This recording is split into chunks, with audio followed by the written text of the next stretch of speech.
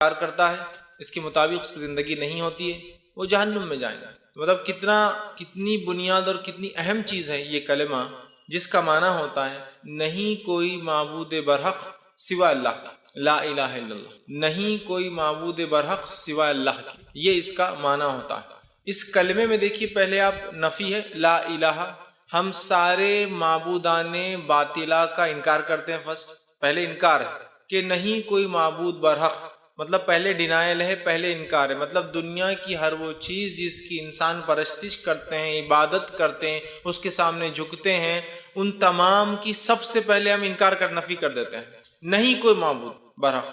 پھر کہتے الا اللہ، سوائے اللہ رب العزت کے، تو گویا پہلے نفی ہے پھر اس بات ہے، پہلے انکار ہے پھر اقرار ہے۔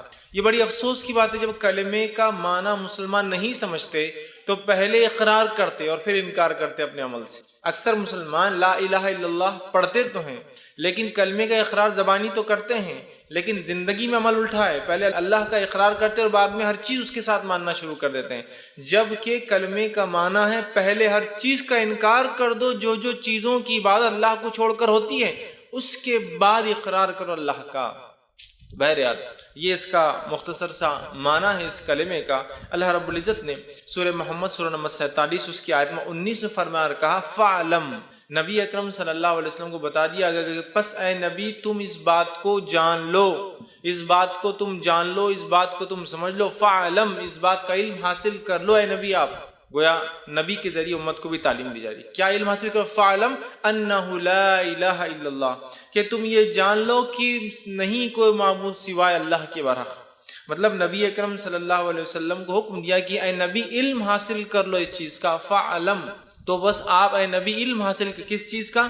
انہ لا الہ الا اللہ، کہ میں ایک ہوں، میرے سوائے کوئی معبود برحق نہیں ہے، میرے علاوہ کوئی عبادت کے لائق نہیں ہے۔ نبی اکرم صلی اللہ علیہ وسلم کو اللہ رب العزت نے حکم دیا کہ آپ اس کا علم حاصل کر لیجئے، اس بات کو سمجھ لیجئے، اس بات کو اپنی امت کو بتا دیجئے۔ اور گویا ہمیں بھی آیت کہتی فَعْلَمْ، دیکھیے اللہ پر ایمان لانے سے پہلے علم ضروری ہے، اسی لیے پہلے کہا فَعْلَمْ، علم حاصل کر لے، انہ لا الہ الا اللہ، کیا علم حاصل کر لے؟ کہ اللہ کے سوا کوئی معبود برحق نہیں، لا الہ، کوئی معبود نہیں سوا اللہ کے، کوئی عبادت کے لائق نہیں سوائے اللہ رب العزت کے۔ تو گویا توحید کا معاملہ، دین اسلام کا معاملہ علم پر ٹکا ہے، جہالت پر نہیں، اس لیے کہا فَعْلَمْ، علم حاصل کر لو اس بات کا۔ یہ بہت امپورٹنٹ ایشو ہے، یہ بہت اہم چیز ہے۔ اب اگر کوئی مسلمان کہے نہیں مجھے تو معلوم ہی نہیں تھا یہ شرک ہوتا ہے، مجھے تو معلوم نہیں تھا یہ کلمہ توحید کی اہمیت تھی، یا یہ کلمہ ہے اس کا یہ معنی ہے، تو نہیں چلے گا، اس لیے کہ جب کوئی انسان اقرار کرتا ہے توحید کا تو فَعْلَمْ، اللہ نے کہا علم حاصل کر لو اس مسئلے کا، کم از کم لا الہ الا اللہ، یہ سب سے چونکہ بنیادی چیز ہے۔ اگر ایک انسان کو کچھ بھی نہ معلوم ہو اس کے سوا تو بھی کامیابی کے راستے کھلے ہو سکتے ہیں، لیکن سب کچھ بھی معلوم ہو اس کے سوا تو اس کے لیے ناکامیاں ہیں۔ اس کی دلیل یہ ہے کہ آپ صلی اللہ علیہ وسلم فرماتے ہیں قیامت سے پہلے لوگ صرف یہ جانیں گے لا الہ الا اللہ۔ تو صحابہ نے پوچھا اللہ کے رسول یہ کیا فائدہ دیں گا ان کو؟ قیامت سے پہلے لوگ رسول اللہ صلی اللہ علیہ وسلم کو بھی بھول جائیں گے، صرف کیا یاد ہوں گا؟ لا الہ الا اللہ۔ تو صحابہ نے پوچھا اللہ کے رسول یہ کیا فائدہ دیں گا ان کو، کیا کام آئیں گا؟ اور وہ بھی کیا کہیں گے معلوم آپ کو؟ حدیث میں الفاظ ہے، وہ کہیں گے یہ الفاظ ہم نے اپنے بڑوں سے سنے، معنی تو ہم کو بھی نہیں معلوم۔ مطلب وہ لوگ اتنے جاہل ہوں گے کہ کہیں گے یہ الفاظ ہم نے اپنے بڑوں سے سنے، معنی تو ہم کو بھی نہیں معلوم، بس لا الہ الا اللہ۔ تو صحابہ نے کہا اللہ کے رسول وہ کیا فائدہ دیں گا ان کو اتنا؟ تو کہا وہ ان کے لیے نجات کا ذریعہ بن جائیں گا۔ اس لیے میں نے کہا صرف لا الہ الا اللہ کا علم ہو تو آخرت کامیاب ہو سکتی ہے، کامیابی کے دروازے کھلے ہو سکتے ہیں۔ ہاں اس کا ہرگز مطلب نہیں ہے کہ انسان جو اپنے گناہوں کی وجہ سے جہنم میں نہیں جائیں گا، لیکن نجات کبھی نہ کبھی تو ہوں گی۔ لیکن جس کو یہ نہ پتا اور باقی سب پتا ہو تو اس کے لیے ناکامی ہی ناکامی ہے۔ ہاں عذاب ہلکا ہو سکتا ہے لیکن اس کے لیے کامیابی نہیں، اور کامیابی سے مراد میں آخرت کی کہہ رہا ہوں، دنیا کی نہیں۔ دنیا میں تو ہو سکتا ہے دین چھوڑ کے آدمی بہت کامیاب کہلوائے یا کہا جانے لگے یا لوگ پہچانے، لیکن ہم آخرت کی بات کر رہے ہیں۔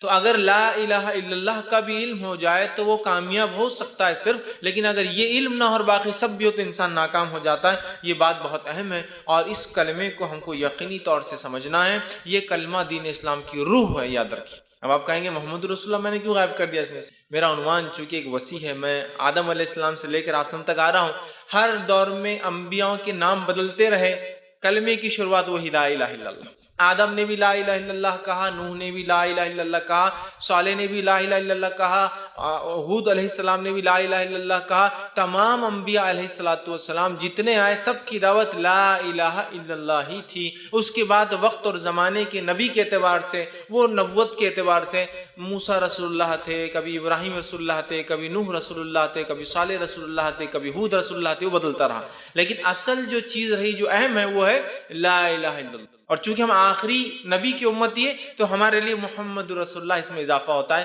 ورنہ یہ جملہ لا الہ الا اللہ، یہ کلمہ توحید، یہ شروع آدم علیہ السلام سے یہی رہا محمد صلی اللہ علیہ وسلم تک۔ اسی لیے ہم کلمہ توحید میں صرف اتنا جملہ لائے، ورنہ آپ کہیں گے محمد رسول اللہ کیوں غائب کر دیا؟ چونکہ ہم جب دوسرے انبیاء کی بات کریں گے تو پھر وہاں محمد رسول اللہ کی بات نہیں آئیں گے صلی اللہ علیہ وسلم۔ تو اصل کلمہ جو اہم ہے وہ ہے کلمہ توحید، وہ ہے لا الہ الا اللہ۔ کلمہ طیبہ، اس کی فضیلت لا الہ الا اللہ کی کیا ہے، آج میں کچھ باتیں آپ کے سامنے رکھنے کی جو ہے بہرحال کوشش کروں گا۔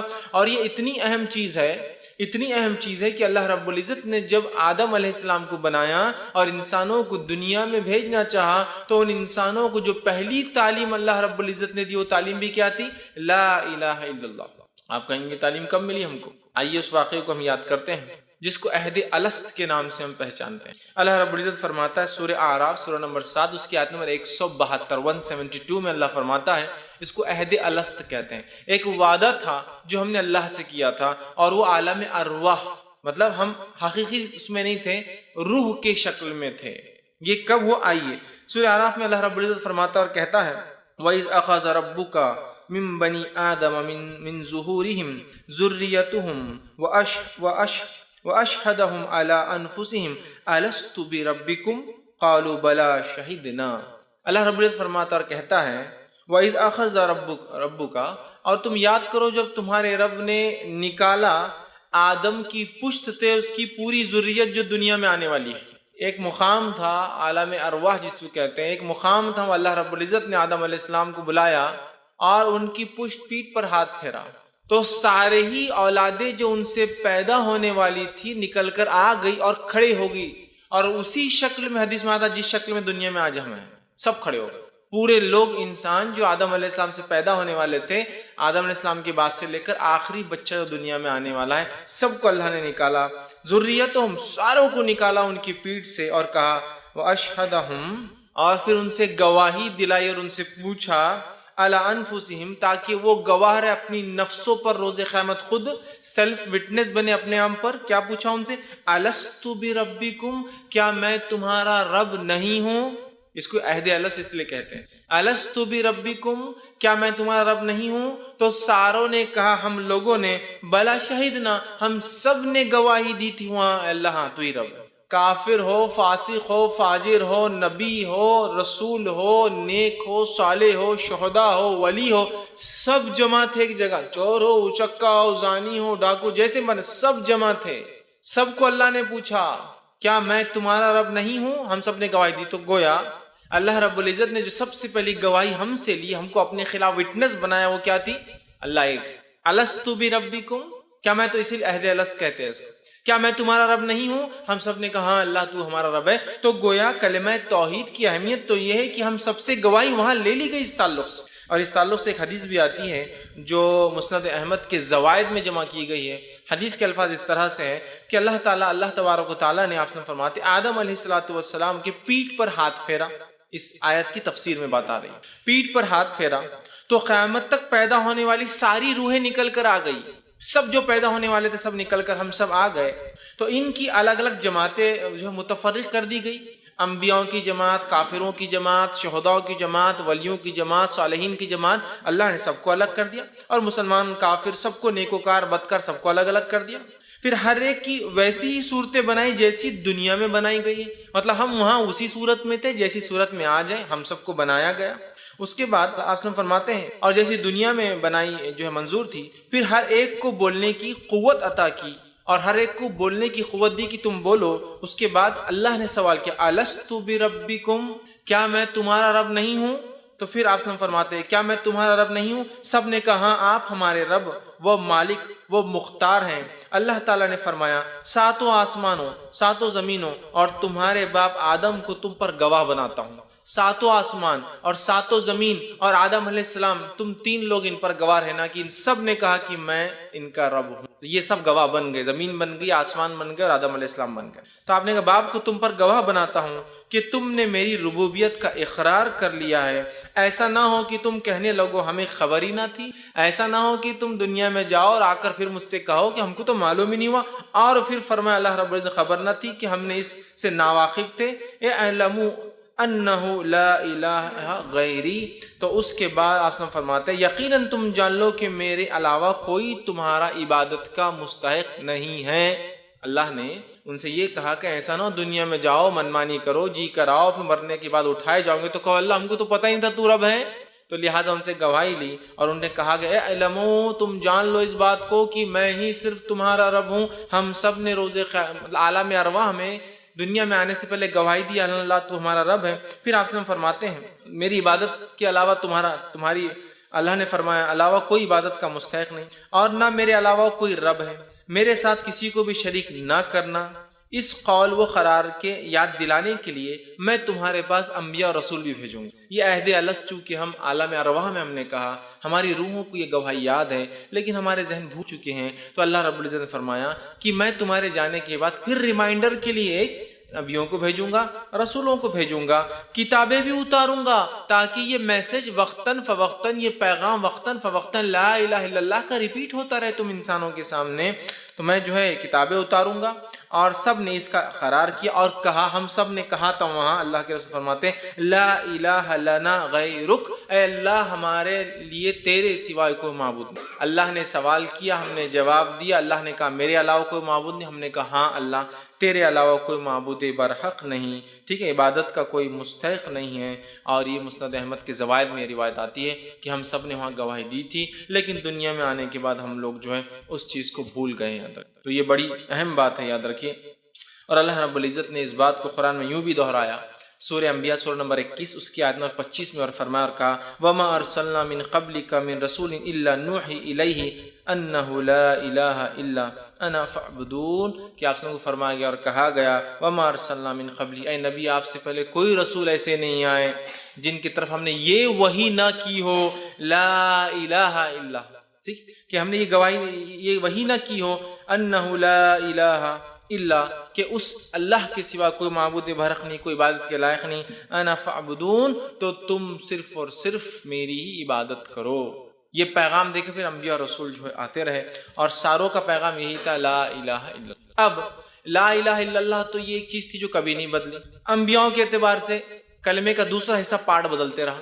جیسے آج ہم جو پڑھتے ہیں لا الہ الا اللہ محمد رسول اللہ، تو ہر زمانے میں لا الہ الا اللہ آدم رسول اللہ ہوئے ہوں گے، نوح رسول اللہ ہوئے ہوں گے، صالح رسول اللہ، ہود رسول اللہ ہے نا، ابراہیم رسول اللہ، اسماعیل رسول اللہ اور اسحاق رسول اللہ اور یعقوب رسول اللہ اور یوسف، اور یہ بدلتا رہوں گا. لیکن لا الہ الا اللہ یہ پیغام سارے انبیاءوں کا ایک ہی تھا، لا الہ الا. یہ بڑی اہم چیز ہے، یاد رکھیے. اس کلمہ توحید کو ہم کبھی کبھار بہت معمولی سمجھتے ہیں بس، ٹھیک. یہ کلمہ توحید بڑا ہی اہم ہے. اس کو نہ صرف زبان سے کہنا ہے، سچے دل سے مان کر اس کے مطابق زندگی گزارنا ہے. اس لیے کہ اگر کوئی کہے کہ قفل چابی سے کھلتا ہے تو چابی بغداد کی نہیں ہوتی ہے. مطلب کلمہ اگر ہم پڑھتے ہیں تو صرف پڑھنا نہیں ہے، اس پہ عمل کرنا ہے. اس سے کچھ کنڈیشن ضرور ہوں گے اس پہ، ورنہ آج تو کیا معاملہ لا الہ الا اللہ اور پھر کیا ہے اللہ کے علاوہ بھی جھک رہے ہیں.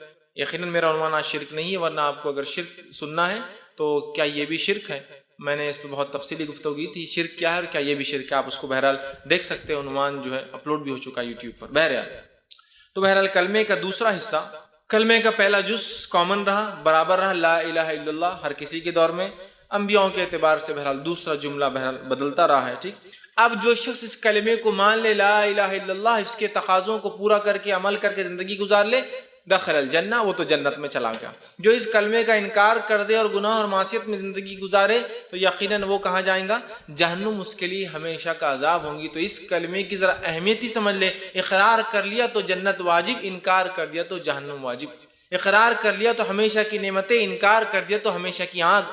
بس اتنا سمجھ لے آپ تو بات واضح ہو جائیں گی. کتنا اہم کلمہ ہے، کتنی اہم چیز ہے، اس کے کتنے تقاضے ہوں گے کہ جو جنت دلا رہا ہے اس کا انکار کرنے والا جہنم میں جا رہا ہے، تو یہ کلمہ کتنا اہم ہوگا۔ اس کو ہم معمولی اور مذاق نہ سمجھے، بلکہ اس کے تقاضوں کو سمجھ کے اپنے زندگیوں کو ہم جو ہے گزارنے کی کوشش کریں۔ اس لیے کلمے کا پڑھنا صرف پڑھنا نہیں، ہم جب کلمہ پڑھتے ہیں تو ہم اقرار کرتے ہیں کہ اللہ کی عبادت کریں گے، اس کی بندگی کریں گے، اس کے ساتھ کسی کو شریک نہیں کریں گے، جو وہ کہیں گا ہم کریں گے، جن چیزوں سے وہ روکیں گے ہم رک جائیں گے، جو وہ چاہیں گا اس کی چاہت ہماری چاہت، جو وہ نہ چاہیں گا اس کی جو چیز وہ چاہتا نہیں وہ ہماری جو ہے نا چاہت، ہماری ناپسند جو اس کی ناپسند، گویا ہم اپنے آپ کو سپرد کر دیتے کلمہ پڑھ کے اللہ کی جانب۔ لیکن افسوس کی بات ہے ہم میں سے اکثر مسلمان کلمہ تو پڑھتے ہیں یہی، لیکن اپنے نفس کو سپرد نہیں کرتے اللہ کی، بلکہ کلمہ پڑھنے کے بعد بھی اپنی نافرمانی اور اپنے تقاضوں کو اللہ کے سامنے رکھتے ہیں۔ بزنس کریں گے تو ایسا کیسے چلیں گے، یہ سب نہیں ہوگا، فلاں جائیں گے تو ایسا کیسے ہوگا، یہ ہوگا، ہماری عورتیں فلاں کریں گے تو ایسا کیسے پردہ کر سکتی ہے۔ ہم اپنے تقاضوں کو اللہ کے سامنے رکھتے کلمہ پڑھنے کے بعد،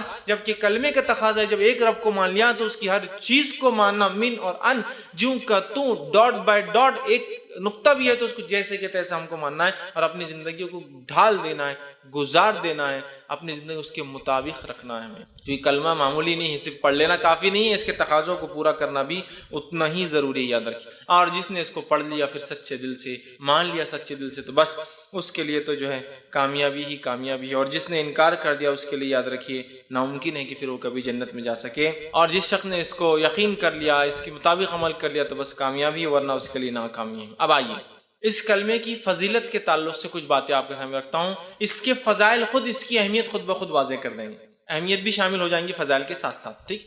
کہ جب میں اس کے فضائل رکھوں گا تو اس کی اہمیت تو پتہ ہی چلیں گی، لیکن اس کے فوائد، یہ کلمہ کیا کیا فائدے ساتھ میں لاتا ہے، ہم اس کو دیکھنے کی بہرحال کوشش کریں گے۔ بہت سارے لوگ اس کلمے کا ورد کرتے ہیں، ورد پڑھتے ہیں بار بار، لیکن افسوس کی بات ہے یہاں کلمہ بھی چالو ہے لا الہ الا اللہ، اور اسی کے بازو شرک بھی چالو ہے۔ یہاں کلمہ پڑھے لا الہ الا اللہ اور پھر اللہ کے علاوہ کسی اور کو پکارا جا رہا ہے، یہاں کلمہ پڑھے لا الہ الا اللہ اور دوسروں کے معاملات پہ، دوسروں کی غیر شرعی باتوں پر بھی راضی ہے، یہاں کلمہ لا الہ الا اللہ اور پھر یہاں اذان بھی ہو رہی ہے اور نماز کو نہیں جا رہے ہیں، عبادت کو نہیں جا رہے اور پڑھ رہے لا الہ الا اللہ۔ تو گویا کلمہ تو پڑھ رہے ہیں، ورد تو کر رہے ہیں، اپنے لیے ذخیرہ سمجھ کے خوب اس کو جمع کر رہے ہیں، لیکن افسوس ہے اس کے تقاضوں کو پورا نہیں کر پا رہے ہیں۔ جو یہ کلمہ چاہتا ہے وہ نہیں کر پا رہے، تو کیا کامیابی مل سکتی ہے؟ نہیں ملیں گی کامیابی، یاد رکھیں جب تک اس کلمے کے تقاضوں کو بھی ویسا ہی پورا نہ کیا جائے جیسا اس کلمے کو دل سے ہم پڑھ رہے ہیں، بلکہ اس کے تقاضے بڑے اہم ہیں، اس لیے کہ اسلام میں کوئی بھی چیز صرف اگر یہ خالی کلمہ پڑھ دینا کامیابی کی ضمانت ہو جاتی، صرف کلمہ پڑھنا کامیابی کی ضمانت ہو جاتی تو مشرکین مکہ کو آپ سے لڑنے کی اور اختلاف کرنے کی وجہ ہی نہیں تھی۔ سب بولتے لا الہ الا اللہ، ٹھیک ہے ہو گئے محمد، خوش ہو گئے تم، چلو جو کرنا ہے کرو۔ خالی پڑھنا ہی کافی ہو جاتا تو کیا ہی بات تھی، مشرکین مکہ بھی قبول کر لیتے۔ اور افسوس کی بات ہے مشرکین مکہ اس کلمے کے تقاضوں کو آج کے مسلمانوں سے زیادہ جانتے تھے۔ جب اللہ کے رسول نے مشرکین مکہ کو، ابو جہل کو اور بڑے بڑے سرداروں کو کہا قولوا لا الہ الا اللہ تفلحون، کہہ دو صرف اتنا جملہ ہے عرب کے سرداروں، لا الہ الا اللہ، نہیں کوئی معبود برحق سوا اللہ کے، تفلحون، کامیاب ہو جاؤں گے، سکسیسفل ہو جاؤں گے دنیا اور آخرت میں۔ آگے فرمایا تملک العرب والعجم، عرب کے تو مالک اللہ نے تمہیں بنا ہی دیا، عجم کو بھی تم کو اللہ دے دے گا۔ مطلب کلمہ توحید پڑھنے سے، اس پر عمل کرنے سے نہ صرف آخرت کا فائدہ ہوتا ہے، دنیا بھی ملتی ہے۔ قولوا لا الہ الا اللہ تفلحون تملک العرب والعجم، عرب تو تمہارا ہی ہے، عجم بھی تمہارا ہو جائے گا۔ اس دعوت سے یہ بات پتہ چلتی، جس نے اس کلمے کو پڑھا، سچے دل سے تھاما، اللہ نے دنیا بھی دی اور آخرت بھی دیں گا۔ تو اب مشرکین مکہ کے لیے کیا مشکل تھی، ہم مسلمانوں کے لیے کتنا آسان ہے، لا الہ الا اللہ ہو گیا۔ مشرکین مکہ بھی چاہتے تو کہہ دیتے لا الہ الا اللہ، چلو محمد تم نے کہا ہم نے پڑھ دیا۔ لیکن مشرکین مکہ اس کلمے کے تقاضوں کو جانتے تھے، لا الہ، نہیں کوئی معبود، محمد کی دعوت صلی اللہ علیہ وسلم یہ ہے ساروں کا پہلے انکار کرو، فرسٹ ڈینائل، ہر کسی کو رد کرو، پھر اس کے بعد ایکسپٹ کرو، پھر قبول کرو الا اللہ، اور ہم سے 360 چھوٹتے نہیں ہیں یہ۔ اب مسلمانوں کے لیے کیا ہے، لا الہ الا اللہ اور پھر جھکاوا کہیں اور ہے، لا الہ الا اللہ اور پھر مانگنا کسی اور سے، لا الہ الا اللہ اور اولاد کسی سے طلب کی جا رہی ہے، لا الہ الا اللہ اور مشکل میں کسی کو پکارا جا رہا۔ مسئلہ یہ ہے نا، مشرکین مکہ اس کے تقاضوں کو، افسوس کی بات ہے ہم سے زیادہ اچھے جانتے تھے کہ یہ کلمہ صرف کلمہ نہیں ہے، یہ کلمے کے پیچھے کئی کنڈیشنز لاگو ہے۔ آپ کہیں گے کلمے میں تو لکھا ہوا نہیں ہے سب چیزیں، ارے بھائی میرے، میں ایک مثال دیتا ہوں، ایک انسان نکاح کرتا ہے، نکاح کے دن وہ کہتا ہے کہ قاضی صاحب پوچھتے کیا تم کو قبول ہے، تو وہ لڑکی کہتی ہاں قبول ہے، اور لڑکا کیا کہتا ہاں قبول ہے، اتنا ہی جملہ ہے نا۔ اب اگر شادی کے بعد لڑکی بولے میرا خرچہ، اور لڑکا بولے میں نے تم کو قبول کیا تھا، خرچہ تھوڑی قبول کیا تھا، شادی کے دن مجھے کہلوایا لگایا تھا قبول ہے، میں نے تھوڑا خرچہ۔ جب اس نے ایک بار کہا قبول ہے تو خرچہ بھی قبول ہے، اس کا نان و نفقہ بھی قبول ہے، اس کے بچے بھی قبول ہے، اس کے ساتھ زندگی، ہر چیز آٹومیٹیکلی امپلائی کنڈیشن لاگو تھے۔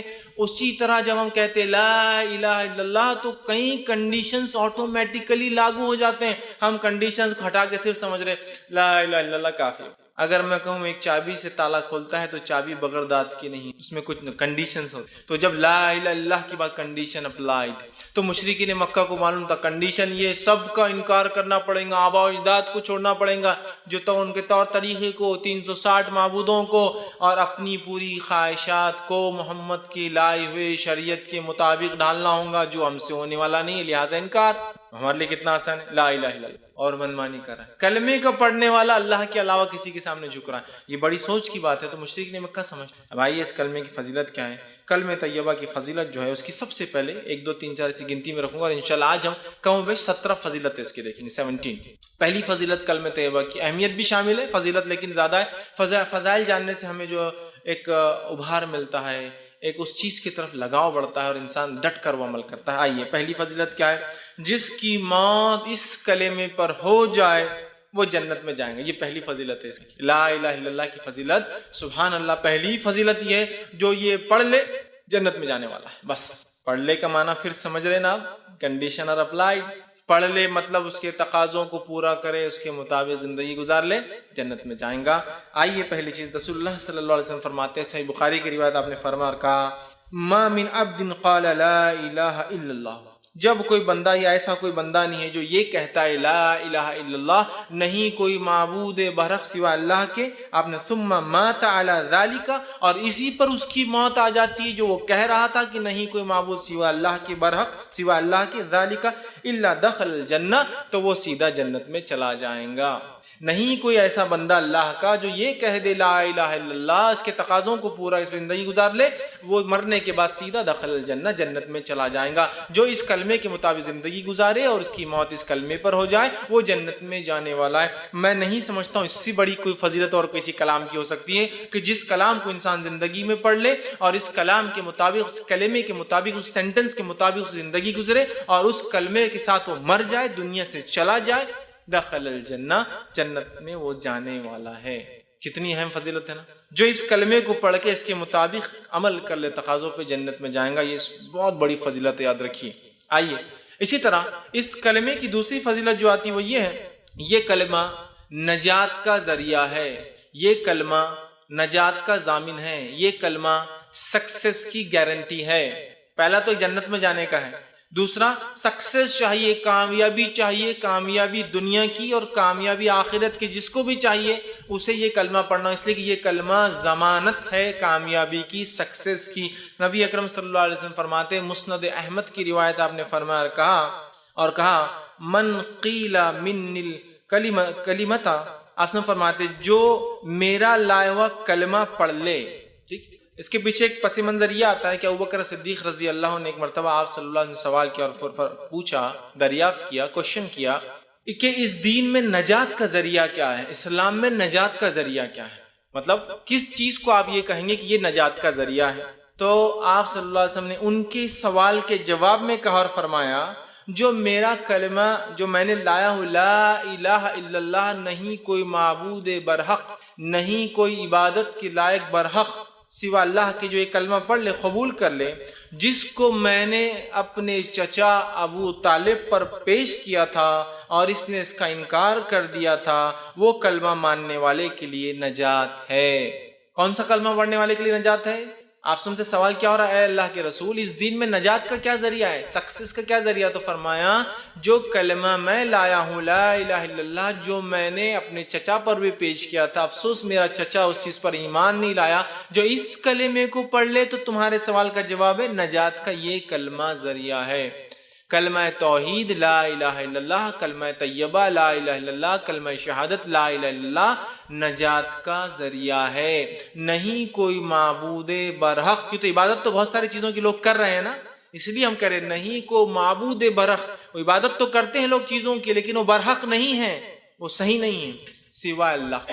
سمجھ رہا؟ تو یہاں آپ فرما رہے نجات چاہیے ابو بکر تو وہ کلمہ پڑھو جو میں لایا تھا اپنے چچا پر پیش کیا تھا، لا الہ الا اللہ، تو جنت میں تم جاؤ گے، وہ نجات کا ذریعہ، کامیابی کا ذریعہ بن جائیں گا۔ کون سا کلمہ؟ جو آپ صلی اللہ علیہ وسلم نے اپنے چچا کے اوپر جو ہے پیش کیا تھا۔ ٹھیک، اسی طرح اس کلمے کی تیسری فضیلت یہ آتی ہے کہ یہ کلمہ دنیا کی مصیبتوں سے نجات کا ذریعہ ہے۔ سبحان اللہ، جنت میں جانے کا ضامن، دنیا میں کامیابی کا ضامن اور آخرت میں نجات کا ذریعہ۔ یہ کلمہ دنیاوی مصیبتوں اور آفتوں سے بچنے کا باعث اور نجات کا بھی یہ کلمہ ہی ذریعہ ہے، لا الہ الا اللہ۔ یہ بڑی اہم بات ہے، یاد رکھیں، اس لیے کہ ہم جو ہے یہ کلمہ جو ہے پڑھتے نہیں، یہ کلمے کو جو ہے نہ سمجھتے اس کے تقاضوں کو، اور یہ کلمہ جو انسان پڑھ لیتا ہے تو وہ شخص جو ہے اپنے جان و مال کی حفاظت کر لیتا ہے۔ مطلب دنیا میں جو مصیبتوں سے میں نے کہا نجات کا ذریعہ وہ یہ ہے کہ جو شخص یہ کلمہ پڑھتا ہے وہ اپنی جان و مال کو محفوظ کر لیتا ہے۔ آپ صلی اللہ علیہ وسلم فرماتے اور کہتے ہیں، یہ صحیح بخاری کی روایت، اور آپ نے فرمایا کہا امرت ان اقاتل الناس حتى يقولوا لا الہ الا اللہ، مجھے یہ حکم دیا گیا ہے کہ میں لوگوں کو قتل کروں یہاں تک کہ وہ کہہ دے لا الہ الا اللہ۔ اب یہ حدیث کو آؤٹ آف کانٹیکسٹ نہ لے کہ اس کا مطلب آپ سے آئے اسی لیے تھے، تلوار اٹھاؤ لا الہ الا اللہ، نہیں، ختم، چلو بازو کرو، چلو بلا ایک کو دوسرے لا الہ الا اللہ، نہیں، ختم، بازو کرو، لا الہ الا اللہ، ادھر بازو ہو جاؤ، چلو کون؟ یہ معنی نہیں، معنی یہ ہے کہ میں ان لوگوں سے جہاد کروں گا جو اس کلمے کو نہیں پڑھیں گے یا اس کلمے کی دعوت کو روکیں گے یا اس کلمے کی دعوت میں آڑ بنیں گے یا اس کلمے کے خلاف کھڑے ہوں گے، تو میں تلوار اٹھا لوں گا ان کے خلاف۔ مجھے حکم دیا گیا ہے، آپ سب فرما رہے امرت ان اقاتل الناس، مجھے حکم ہے کہ میں لوگوں کو قتل کروں جب تک کہ وہ نہ کہہ دے لا الہ الا اللہ، مطلب ان سے جہاد کروں۔ کب؟ کون سے کنڈیشن پہ؟ یا تو وہ ہماری دعوت کو مان لے، یا تو ہمارے ماتھے تلے دو، یا تو ہماری دعوت کو کھلے عام کرنے دے، تین، یا تو ہمیں تکلیف نہ دے، ہے نا۔ اور آپ نے ان کے بعد صحابہ نے ہی کیا نا، جس قوم نے آپ کی دعوت کے خلاف بات نہیں کی صحابہ نے ان کے خلاف جہاد نہیں، جنہوں نے اسلام کو تو نہیں مانا لیکن کلمے کے ماتحت آ گئے، مطلب کہا مسلمان ٹھیک ہے اپنی دعوت تبلیغ کرے رہے ہمارے ملک میں، ان سے بھی جنگ نہیں کی۔ سمجھ رہے آپ؟ ورنہ حدیث لے کے لوگ آؤٹ آف کانٹیکٹ شروع ہو جاتے ہیں۔ جیسے ایک مرتبہ ایک صحابہ اور کہا آپ جو ہے جہاد کی بات نہیں کرتے ہیں۔ میں نے کہا ابھی بات جو ہے دعوت کی چل رہی تو دعوت کی کر رہے ہیں، جہاد کہیں گے جہاد کی کریں گے، نماز کہیں گے نماز کی کریں گے، روزے کہیں گے روزے کی کریں گے۔ نہیں کہا، آپ نے فرمایا کہ جنت تلواروں کے سائے کے نیچے ہے۔ میں نے کہا ماشاءاللہ بہت اچھی دلیل آپ نے۔ آئیے چلو اس حدیث کو ہم شروع سے پڑھتے ہوئے آتے ہیں۔ حدیث کے الفاظ یوں ہیں، آپ نے فرماتے دشمن سامنے آ جائے امید نہ کیا کرو، لیکن آ جائے تو ڈٹ جایا کرو، اس لیے کہ جنت تلواروں کے سائے تلے ہے۔ جنگ ہو، لڑائی ہو، دشمن سامنے خواہش مت کیا کرو، لیکن جب دشمن سامنے آ جائے تو زمین پہ جم جاؤ، ڈٹ جاؤ، اس لیے کہ جب تم لڑو گے تو جنت تلواروں کے سائے، اور اگر جہاد سے بھاگو گے پیٹ پھیر کے تو جہنم میں جاؤں گے نا، جہاد سے پیٹ پھیر کے جہنم میں جانا ہے۔ تو یہ تو میں نے کہا بالکل رائٹ سینٹنس ہے کہ کوئی ملٹری جنرل یہ کہے آج ہندوستان کا کہ اگر سمجھو ہماری جنگ ہو کسی دوسرے ملک سے، کہ اگر وہ ملک کا سپاہی ملے اس کی امید مت کیا کرو، لیکن مل جائے تو ڈٹ کر لڑو، تبھی تمہیں جو ہے فلاں فلاں ملیں گا، تم شہید کہلاؤ گے نا۔ صحیح بات ہے، ورنہ آؤٹ آف کانٹیکسٹ آپ لے رہے ہیں۔ حدیث میں ہی کہ آپ سن کو چلو جا کے لڑیں گے، بولیں گے آ جاؤ چلو نکلو باہر اپنے شہروں سے، لڑو ہم سے نہیں، امید ہی مت کرو لڑائی کی، لیکن ہو جائے تو پھر حق کے لیے جم جاؤ۔ بات یہ ہو رہی ہے، اور آپ کیا کہہ رہے ہیں؟ ابھارو لوگ۔ ہم تو کہہ رہے ہیں ابھارنا نہیں ہے، ہو جائیں گے تو ہی سمجھ، تو بہرحال سمجھنے کی ضرورت۔ تو یہاں بھی وہی حدیث ہے، مجھے حکم ہے کہ لوگوں کو قتل کروں، مطلب یا تو میری دعوت مان لے، یا تو ہمارے ماتے ذمہ بن کے جیے، یا تو ہماری دعوت کو کھل کے کرنے دے، یا تو ہم کو کچھ نہ کہے تو ہم ان کو کچھ نہیں، ورنہ ہم لڑیں گے جب تک کہ وہ نہ کہہ دے لا الہ الا اللہ، نہیں کوئی معبود برحق سوا اللہ کے، الا اللہ فمن قالها فقد عصم منی، جس نے یہ کہہ دیا اس نے اپنی جان اور مال مجھ سے بچا لیا۔ اس لیے میں کہہ رہا ہوں کلمہ توحید لا الہ الا اللہ پڑھنے والے کی جان اور مال محفوظ رہتی، سمجھ رہا؟ جان اور مال اسی کیا ہوتی ہے؟ محفوظ رہتی جو کلمہ توحید کو پڑھتا ہے۔ اسی وجہ سے میں نے یہ بات لائی، ٹھیک؟ تو وہ اس نے میرے بچا لی، الا بحقی وحسابہ علی اللہ، اور حق کے ساتھ ہم ان کی جان نہیں لے سکتے، اور اگر ان کے دل میں کچھ غیر غلط ہوگا تو اللہ کے پاس ان کا معاملہ ہے، ہم اس معاملے میں گرفت نہیں ہوتی۔ مطلب اگر کسی کے دل میں کوئی چھپا ہو، کوئی منافق ہو تو وہ تو اس کا معاملہ ہے، ورنہ ہمارا تو معاملہ ختم ہو۔ تو گویا کلمہ توحید لا الہ الا اللہ پڑھنے سے دنیا میں مصیبتوں اور پریشانیوں سے اور قتل و غارتگی سے انسان بچتا ہے۔ چوتھا فائدہ اور فضیلت اس کلمہ توحید کی وہ یہ ہے، یہ کلمہ طیبہ جو ہے یہ جڑ ہے اور باقی سارے اعمال جو ہے وہ شاخیں ہیں۔ کلمہ طیبہ اسلام کی ایکچول جڑ ہے۔ اسلام اگر ایک جھاڑ ہے تو کلمہ طیبہ لا الہ الا اللہ جڑ ہے، روٹس ہے، اور اس کے بعد جتنے عمل، نماز، روزہ، زکوٰۃ، حج، اچھائی کا حکم دینا، برائی سے روکنا، صدقات اور خیرات کرنا اور نیکی کرنا اور جہاد کرنا اور جو کچھ ساری چیز کی شاخیں ہیں۔ تو کلمہ طیبہ جڑ ہے، روٹ ہے، اور باقی سارے اعمال جو زندگی میں آپ اور میں کرتے اسلام جو حکم دیتا ہے وہ سب کیا ہے؟ برانچز، شاخیں ہیں۔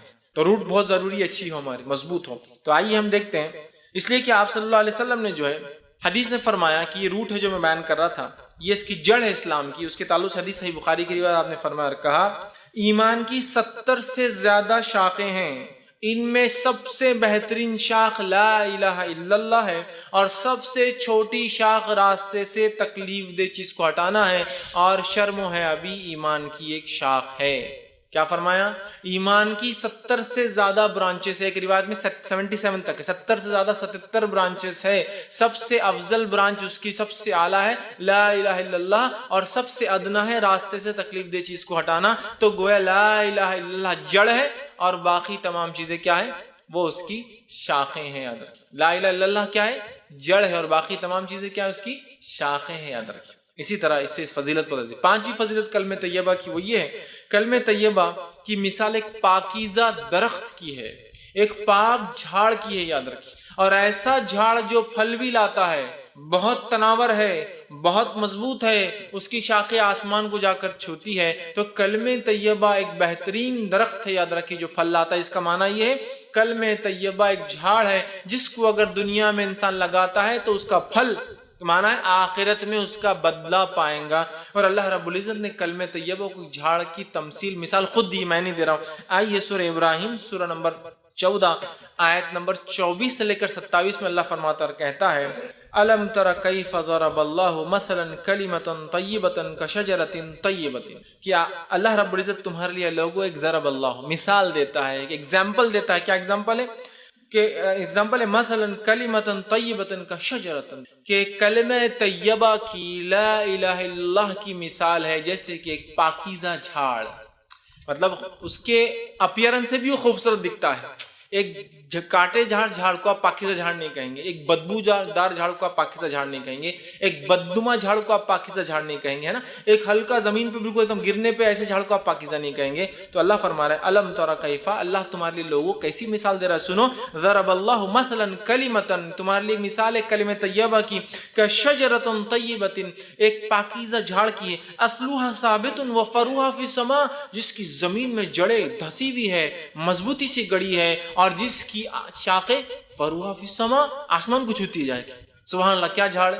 جو لوگ کاشتکاری کرتے ہیں ایسے جھاڑ کو دیکھ کر کتنی خوشی ہوتی ہے نا کسی بھی انسان کو۔ کاشتکاری نہیں بھی کرتے ہیں، آپ راستے سے جا رہے ہو، بڑا جھاڑ دکھتا ہے، بہت جڑیں اور خوب اونچی شاخیں، تو آپ بھی 2 منٹ گاڑی روک کے بولتے ہیں کیا بہترین جھاڑ ہے۔ تو کہا کلمہ طیبہ ایک ایسا پاکیزہ جھاڑ ہے جس کی جڑیں مضبوط ہے، جس کی شاخیں آسمان کو فروها فی السماء تؤتی اکلها کل حین باذن ربها، اور اپنے رب کے حکم سے ہر موسم میں ہر بار پھل بھی لاتا ہے۔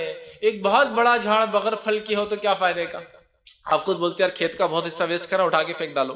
تو کلمہ طیبہ ایک پاکیزہ جھاڑ ہے، جڑیں مضبوط، شاخیں آسمان کو چھوتی ہے، اور اپنے رب کے حکم سے ہر بار ہر موسم میں پھل لاتا ہے، کنٹینیوسلی فروٹ دینے والا جھاڑ ہے، کبھی بھی جاؤ اور آپ کو پھل مل جائیں گا۔ یہ کلمہ طیبہ، کلمہ طیبہ سمجھیے آپ، ایک جھاڑ سے مثال، جھاڑ کے کتنے فائدے اٹھاتے ہیں آپ۔ کچھ جھاڑ کو اگر پتے نہ ہو، شاخیں نہ ہو، تو آپ جڑ سے فائدے اٹھاتے ہیں، اس کی چھال سے فائدے اٹھاتے ہیں، کئی کھانوں میں چھالیں استعمال ہوتی ہے، کئی دواؤں میں چھالیں استعمال ہوتی ہے۔ اس کی شاخیں بڑی ہو تو آپ کاٹ سکتے ہیں، پھر وہ بڑھیں گی، اس کے پھل آتے ہیں تو اس جھاڑ کی آپ خدمت کریں گے، اس کے پھل سے آپ پیسہ کمائیں گے۔ کلمہ طیبہ سوائے نفع کے اور کچھ نہیں دینے والا ہے ہم کو، اس لیے جھاڑ کی مثال، چونکہ جھاڑ کا ہر پارٹ جو ہے نفع بخش ہوتا ہے۔ بتائیے آپ جھاڑ کا کون سا پارٹ نفع بخش نہیں؟ جڑیں نکل رہی ہے تو کبھی کوئی دانت اس سے مانج رہا ہے، کبھی کوئی دوا بن رہی ہے، کبھی کسی چیز میں استعمال ہو رہا ہے نا، کبھی چھالیں ہو رہی ہے تو آپ کھانے میں ڈال رہے ہیں، دار چینی کیا ہے؟ وہ بھی ایک چھال ہے۔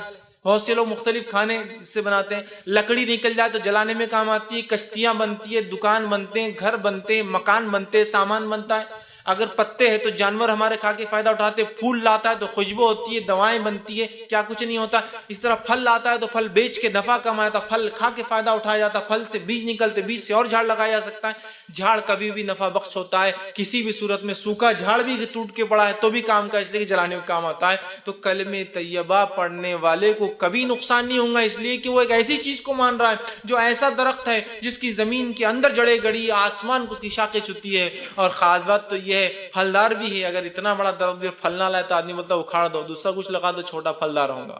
پھل بھی لاتا ہے ایوری سیزن، ہر موسم میں۔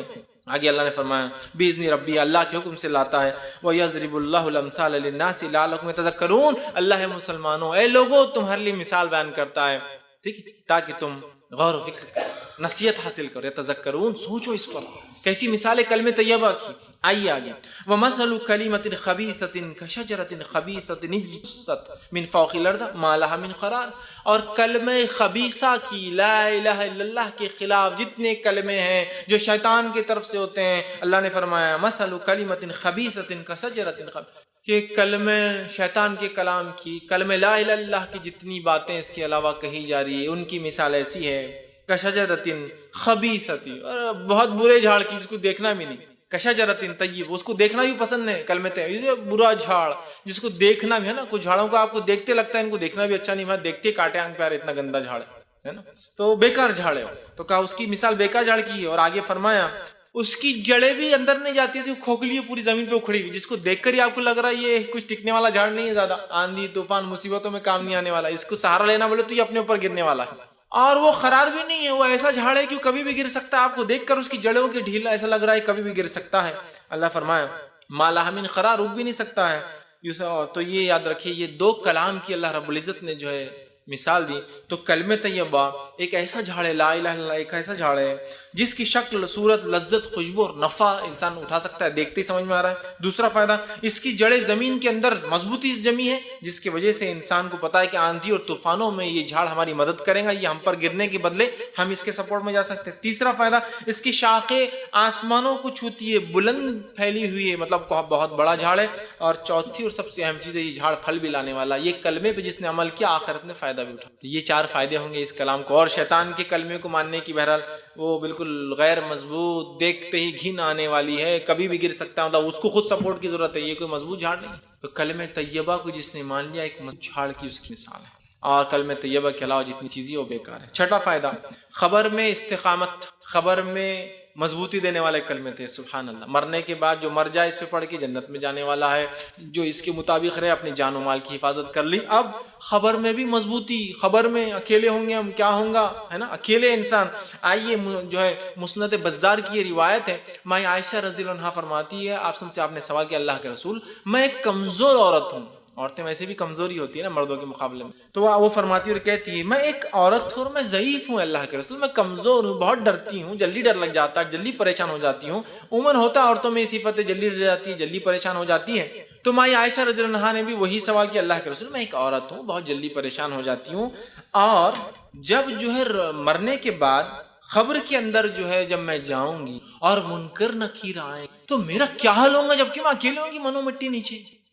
آپ اندازہ لگائیے، یہ ایک ہال ہے، اس ہال سمجھو کہ رات میں پروگرام ہو رہا ہے، اور اللہ نہ کرے لائٹ چلی جائے، عورتیں بھی اوپر بیٹھی، اچانک لائٹ چلی گئی، اور باہر کوئی چاندنی رات بھی نہیں، بدلی آئی گی، بادل ہے خوب، اور لائٹ چلے جائے تو کیسی تھر تھراہٹ چھوٹ جاتی ہے۔ معلوم ادھر بھی عورتیں بیٹھی، ادھر بھی عورتیں بیٹھی، ادھر بھی مرد بیٹھے، ادھر بھی مرد بیٹھے، لیکن ادھر کا بیٹھنے والا آدمی ادھر والے کو چپک جاتا ہے نا۔ لائٹ جاتے ہی ایک عورت دوسرے عورت کا ہاتھ پکڑ لیتی ہے، وہ خود جھنڈلا کہہ رہے چھوڑو ہم خود پریشان لائٹ جانے سے، ہے نا، خوف، ڈر، حالانکہ ہم 100 لوگ بیٹھے ہیں، ہم 50 لوگ بیٹھے ہیں، اور لائٹ چلے اندھیرے، ڈر۔ تو میں عائشہ کہہ رہی اللہ کے رسول خبر منو مٹی نہیں ہے، ساتھ کوئی نہیں ہے، لوگوں نے مٹی ڈال دی تو ایک روشنی آنے کی بھی جگہ نہیں ہے، ایک ٹمٹپانے والا چھوٹا دیا بھی نہیں ہے، اور میں ایک ضعیف کمزور عورت، اور جب منکر نکیر میرے سامنے آ جائیں گے اور آ کر پوچھیں گے من ربو کا، میں کیا جواب دوں؟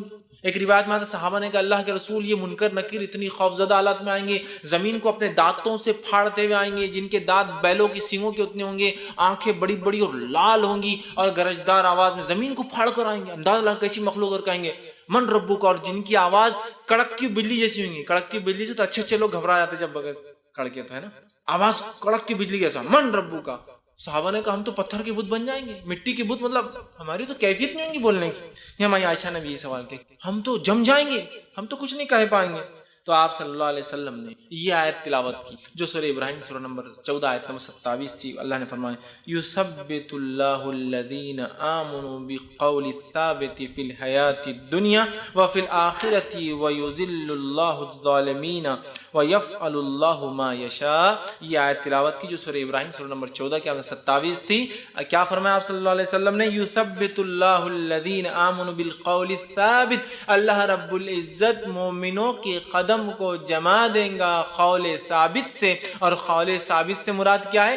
اس سے پہلے کی آیت گزر چکی ہے، 27 سے پہلے 26 اور 25 اور 24 ہم نے پڑھی. وہی کلمہ طیبہ کی مثال ایک مضبوط جھاڑ سی ہے جس کی جڑیں زمین میں ہے. اس کے بعد کی آیت ہے بالکل یہ 24 25 26 وہ آیتیں تھی اور یہ 27ویں آیت ہے. کیا فرمایا کہ اللہ کلمہ طیبہ سے مومنوں کے قدم جما دیں گا.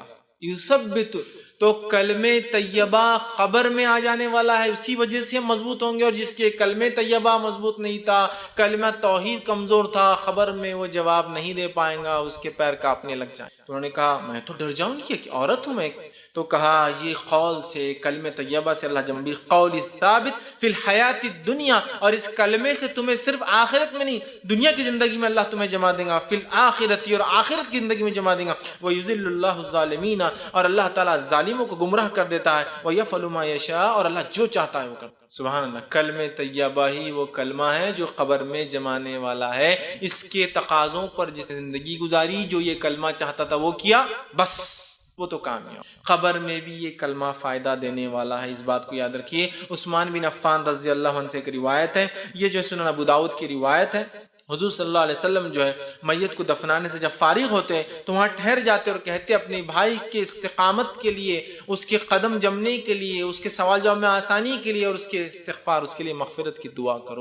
سوال و جواب میں آسانی کے لیے دعا کرو اور استغفار کرو. تو گویا حکم دیا گیا دعا کرنا چاہیے میت کے لیے کہ اللہ اس کے سوال جواب میں آسانی کرے دفنانے کے بعد، اور اس کے جو ہے استغفار، اس کے گناہوں کو معاف کرے. یہ ہمیں کرنا چاہیے. یاد رکھیے، یہ بات بڑی اہم چیز ہے، یاد رکھیے. اسی طرح جو ہے 7واں فائدہ ہے، جامع ترمذی کی روایت ہے، اور 7واں جو فائدہ ہے، بہرحال 7واں جو فائدہ اس کلمے کا، اس کی فضیلت ہے، یہ سب سے بہترین ذکر ہے. آپ صلی اللہ علیہ وسلم نے فرمایا کہا، جامع ترمذی کی روایت ہے، حدیث کے الفاظ اس طرح سے آپ نے فرمایا کہا، آپ نے فرمایا تمام ذکر میں سب سے افضل ذکر لا الہ الا اللہ ہے، اور تمام دعاؤں میں سب سے افضل دعا الحمدللہ ہے. سب سے افضل ذکر کیا ہے؟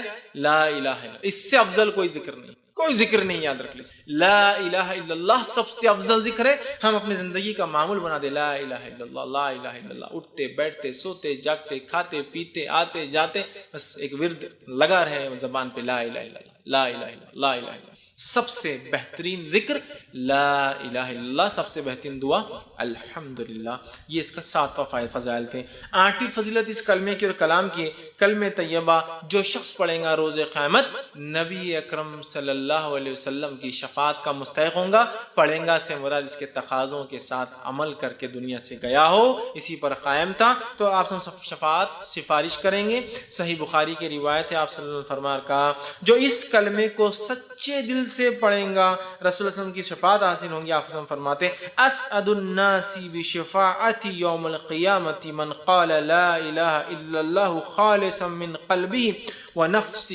جس شخص نے میری شفاعت کا مستحق روز قیامت وہ انسان بنے گا، وہ سعادت مند انسان ہوگا جس نے سچے دل سے اپنے نفس میں ہی صحیح یہ کہا ہوگا لا الہ الا اللہ، میری شفاعت ہوں. نبی اکرم صلی اللہ علیہ وسلم ایسے شخص کی شفاعت سفارش گزارش کریں گے اللہ کے سامنے جس نے کیا پڑھا ہوگا لا الہ الا اللہ. آپ سن کے شفاعت کے لیے لوگ ترس رہے ہیں، شفاعت کبریٰ ہے یہ، تو پھر اس کے لیے کلمے کو پڑھنا ہے اور کلمے کے تقاضوں کو پورا کر کے دنیا سے جانا ہے. ہمیں یاد رکھیے، اللہ تعالیٰ اس کی ہمیں توفیق عطا. 9واں فضیلت، 9th اس کی فضیلت اس کلمے کی کیا ہے؟ کلمہ طیبہ پڑھنے والا، اس کے عمل کرنے والا دوزخ میں نہیں جائیں گا. کلمہ طیبہ پڑھنے والا، اس پر عمل کرنے والا جہنم میں داخل نہیں ہوں گا. ابو یعلا کی یہ روایت ہے، ابو ہریرہ رضی اللہ عنہ فرماتے اور کہتے ہیں رسول اللہ صلی اللہ علیہ وسلم فرمایا کہا تم کثرت سے کلمہ طیبہ پاکیزہ کلام کو پڑھا کرو. وہ کیا ہے؟ لا الہ الا اللہ کو پڑھو، کہتے رہو، اس سے پہلے کہ تمہارے پاس اس کلمے اور طیبہ کے درمیان گیپ آ جائے، خلا آ جائے، مطلب موت آ جائے. کلمہ طیبہ کو خوب پڑھتے رہو اس سے پہلے کہ تم اور یہ الگ ہو جائے، مطلب موت آ جائے تمہارے اندر اور اس کے درمیان حائل ہو جائے، یعنی موت آنے سے پہلے اس کو کثرت سے پڑھو. اور جو موت کے وقت اس کلام کو پڑھتا ہے، آگے حدیث کے الفاظ ہیں، جو موت کے وقت اس کلام کو پڑھتا ہوا مر جائے انشاءاللہ جنت میں جائیں گا. اسی لیے میں نے کہا جہنم سے، دوزخ سے اس کی نجات ہے جس نے کلمہ طیبہ پڑھا. کثرت سے پڑھو اس سے پہلے کہ موت آ جائے، اور جس کا خاتمہ اسی پر ہو جائے لا الہ الا اللہ پر، تو وہ شخص جو ہے جنتی ہوگا. اللہ رب العزت ہم تمام کو یہ توفیق دے کہ ہم لوگوں کا خاتمہ اسی کلمے پر ہو. جس کا خاتمہ اس کلمے پہ ہو لا الہ الا اللہ، بس وہ جنت میں جائیں گا، آپ نے فرمایا. اسی طرح آپ نے آگے فرماتے ہیں، مسند احمد کی روایت میں آتا ہے رسول اللہ صلی اللہ علیہ وسلم فرمایا میں ایک ایسا کلمہ جانتا ہوں جو اس کو سچے دل سے پڑھا اور مر جائے تو دوزخ کی آگ اس پر حرام ہو جائیں گی. صحابہ نے کہا کیا کلمہ ہے؟ تو کہا لا الہ الا اللہ. دوزخ کی آگ حرام. یہ کلمہ بڑا اہم کلمہ ہے.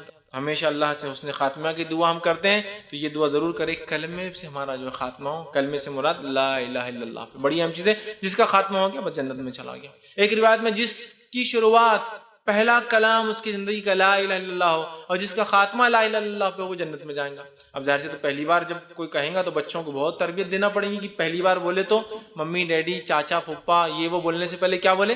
لا الہ الا. بہت ٹریننگ دینا پڑے گی نا، بچپن سے بولتے رہنا. جب پیدا ہوئے ایک آدھ مہینے بولو بولو بولو تو جب بولیں گے تو لا الہ الا اللہ. پہلا کلمہ اور آخری کلمہ بڑی اہم بات ہے، وہ تو جنت میں. ٹھیک. 10ویں فضیلت اس کلمے کی جو آتی ہے وہ یہ کلمہ طیبہ پڑھنے پر آسمان کے دروازے کھول دیے جاتے ہیں اور یہ کلمہ سیدھے عرش تک پہنچ جاتا ہے. اس کی خصوصیت اس کلمے کی. آئیے حدیث کے الفاظ سنیے. جامع ترمذی کی روایت ہے، آپ نے فرمایا اور کہا رسول اللہ نے فرمایا کہ جب بندہ سچے دل سے لا الہ الا اللہ کلمہ طیبہ پڑھتا ہے، لا الہ الا اللہ پڑھتا ہے، تو اس کے واسطے آسمانوں کے دروازے کھول دیے جاتے ہیں اور یہ کلمہ عرش الہی تک پہنچ جاتا ہے، مگر شرط یہ ہے کہ اس کلمے کو پڑھنے والا گناہ کبیرہ سے بچتا رہے. تو یہ کلمہ عرش تک پہنچ جاتا ہے سیدھا. مطلب یہ کلمہ ڈائریکٹ میسج ہے، رب کو چلا جاتا ہے سیدھا نکل. آسمان کا کوئی دروازہ اس کو وتھ ہیلڈ روک نہیں سکتا. یہ سیدھے 7واں آسمان کو پار کرتا ہے، رب کے عرش کے پاس چلا جاتا ہے. لیکن کنڈیشن یہ ہے اس کلمے کے عرش تک پہنچنے کے لیے کہ انسان کبائر سے، گناہ کبیرہ سے، ورنہ بڑے بڑے گناہوں سے نہ بچے تو یہ کلمہ عرش تک نہیں پہنچتا، بیچ میں رک جاتا ہے. تو یہ کلمے کی پہنچ سیدھا عرش تک، سیدھا اوپر چلے جاتا ہے وداؤٹ کوئی مطلب ہوتا ہے نا، آپ کو کسی کو ایس ایم ایس بھیجنا ہے، کوئی بڑے آدمی سے بات ہی کرنا ہے تو 10 جھمیلے ہوتے ہیں اس کے بھی. رب سے اگر تعلق قائم کرنا ہے تو کلمہ عرش تک پہنچ جاتا ہے. صرف شرط یہ ہے کہ گناہ کبیرہ سے. تو اس کلمے کی پہنچ عرش تک ہے، چونکہ عرش والے کا کلمہ ہے تو عرش تک پہنچ بھی جاتا ہے، بس پہنچانے والا گناہ کبیرہ سے. 11واں اس کی فضیلت اس کلمے کی آتی ہے کہ مرنے والے کے پاس لا الہ الا اللہ پڑھانا چاہیے. اگر پڑھتے ہوئے مر گیا تو جنت. مطلب پہلے تو آ گئی بات مرتے وقت جو پڑھ لے جنت میں، لیکن یہاں اضافہ کیا ہے؟ مرنے والے کو لا الہ الا اللہ کی تلقین کرنا چاہیے. اس سے یہ بات پتہ چل رہی ہے کہ بہت اہم کلمہ ہے، بہت بڑی فضیلت ہے. تبھی تو مرنے کے وقت یہ کہنا ہے ہم کو، کس کو؟ مرنے والے کو. کیا کہنا ہے؟ لا الہ الا اللہ کی تلقین ہے نا. حدیث کے الفاظ دیکھیے، 11ویں فضیلت ہے یہ. طبرانی کی روایت ہے، آپ صلی اللہ علیہ وسلم فرمایا، کہا نبی اکرم صلی اللہ علیہ وسلم نے فرمایا اور سامنے کہا کہ لا الہ الا اللہ جس نے پڑھا وہ اس کلمہ طیبہ کو سن کر خود بھی پڑھے. مطلب آپ نے فرماتے ہیں جو مرنے والے کے پاس جائے اور اس کے پاس جا کر لا الہ الا اللہ پڑھے اور اس مرنے والے کو تلقین کرے، خود بھی پڑھے اور اس کو تلقین کرے، اگر یہ موت کے وقت پڑھتا ہوا مر گیا تو جنت میں ہوں گا. صحابہ نے سوال کیا، رضوان اللہ تعالی اجمعین نے سوال کیا کہ عرض کیا ہے رسول اللہ صلی اللہ علیہ وسلم اگر کوئی تندرستی کی حالت میں اس کو پڑھے؟ تو آپ نے کہا پھر تو یہ سب سے اچھی چیز ہے، لیکن جب کوئی مرنے کے وقت ہو تو ہم اس کے پاس جائیں، جا کر اس کو لا الہ الا اللہ لا الہ الا اللہ لا الہ الا اللہ کہیں. ہمارے پڑھنے سے ہو سکتا ہے اس کے زبان سے بھی وہ لفظ نکلے لا الہ الا اللہ، تو وہ ایسا انسان جس کا کلام لا الہ الا اللہ آخری اور اس پر اس کی موت آ جائے وہ جنت میں جانے والا ہے. تو میت کے پاس لا الہ الا اللہ کی تلقین کرنا ہے. زمین جائیداد کا نہیں پوچھنا ہے، پراپرٹی کس سے ڈسٹریبیوٹ نہیں پوچھنا ہے، وہ زمین کا کیا کرنا ہے، یہ پلاٹ کچھ نہیں پوچھنا ہے ان سے، بچوں کی شادی کیسے کریں گے کچھ نہیں پوچھنا ہے، سوائے اس چیز کی تلقین لا الہ الا اللہ، کچھ کھلائیے پلائیے بھی مت. بہت سارے لوگ یہ غلطی کر دیتے موت کے وقت، آخری ٹائم پہ دودھ پی لے تو کوئی فضیلت نہیں، آخری ٹائم پہ پانی پی لے تو کوئی فضیلت نہیں، آخری ٹائم پہ کلمہ پڑھ لے تو سب کچھ ہو گیا. یہی تلقین کر لا الہ الا اللہ. تو کہا جس کا آخری کلام یہ ہو جائے، زندگی میں پڑھے تو بہت افضل ہے، وہ تو اچھا آپ نے فرمایا، لیکن جو مرے اور مرتے وقت کا زبان سے تلقین کرو، تم بھی پڑھو، اور اگر وہ پڑھ لے اس کی زبان سے نکل جائے تو بس پھر تو وہ کیا ہوں گا، جنت میں جائیں گا. اسی طرح جو ہے ایک اور روایت کے اندر آتا ہے جو کہ بخاری کی روایت ہے، جو ہے حضرت عتبہ بن مالک رضی اللہ عنہ اس کے راوی وہ کہتے ہیں آپ نے فرمایا اور کہا جو اللہ کی رضامندی کے لیے کلمہ طیبہ لا الہ الا اللہ پڑھے، قیامت کے دن دوزخ کی آگ اس پر حرام ہو جاتی ہے. بخاری کی روایت، دوزخ کی آگ اس پر حرام ہو جاتی ہے، پہلے بھی آئی یہ بات، اور اگر مرتے وقت پڑھ لے تو جنت اس پر واجب ہوتی. 12ویں اس کی فضیلت اس کلمے کی ہے، کلمہ طیبہ کا پڑھنے والا جہنم سے نکالا جائے گا. اب چلے گیا کوئی انسان جہنم، گناہ گار تھا چلے گیا اور بھگت رہا ہے سزا جہنم کی، تو نکلنے کا سامان بھی کلمہ طیبہ ہے. مرتے وقت پڑھ لے تو جنت، پڑھ لیا تو جہنم حرام ہو گئی. موت کے وقت پڑھا جانا چاہیے، قبر میں آ کے کلمہ آپ کو جو ہے ثابت قدم رکھیں گا. مر گیا انسان، گناہ گار تھا، گناہوں کی سزا بھگت رہا ہے، لیکن اگر کلمہ طیبہ پڑھا ہوں گا تو نکلنے کا راستہ باقی ہے، ابھی اس نے اپنے لیے راستہ باقی رکھا. حدیث کے الفاظ سنیے، آپ صلی اللہ علیہ وسلم نے فرمایا، مستدرک حاکم کی روایت، آپ نے فرمایا اور کہا اخرجوا من النار من قال لا الہ الا اللہ وفی قلبہ ذرۃ من الایمان. اللہ رب العزت روز قیامت کہیں گا فرشتوں سے، اے فرشتوں اخرجوا من النار، نکال لاؤ ناک سے ان لوگوں کو. کن لوگوں کو؟ من قال لا الہ الا، جس مطلب لوگ نکلتے جائیں گے سائے بھگت کے، لیکن اللہ ایک ٹائم اعلان بھی کریں گا نکال لو بس ان لوگوں کو جہنم سے جس نے کیا کیا ہو. من قال لا الہ الا اللہ، جس نے لا الہ الا اللہ کہا ہو، فی قلبہ، زبان سے نہ بھی کہا ہو تو دل میں تو کہا ہو کم از کم، ایسا بھی لالا اٹھا کر. اللہ تعالیٰ تو اپنے بندوں کو سزا نہیں دینا چاہتا نا، مغفرت کر، تو جاؤ لے کر آؤ جس نے لا الہ الا اللہ کہا ہو، منہ پہ نہیں تو دل میں کہا، لاؤ فی قلبی، اس کے دل میں کبھی پڑھاؤ، لے کر آؤ نکال کر اس کو.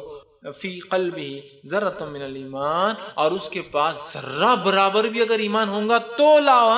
خالی وہ وربل پڑھنے والا نہیں تھا، ایک باری پڑھا ہو لیکن اس کے دل میں ایمان ہو. ذرہ برابر ایمان سے کیا مراد ہے؟ بہت سے لوگ بولتے ہیں حدیث میں ذرہ برابر ایمان جنت میں جائیں گا، تو اس کا کیا معنی ہے؟ اس کا معنی یہ ہے ایمان تو مکمل تھا، عمل نہیں کرنے کی وجہ سے ذرہ کہا گیا اسے، ورنہ اگر ایمان میں کوئی کمزوری آئے تو کبھی جنت میں نہیں جائیں گا انسان. یہ بات لکھ کے رکھ لیجیے. ذرہ برابر کیوں کہا گیا؟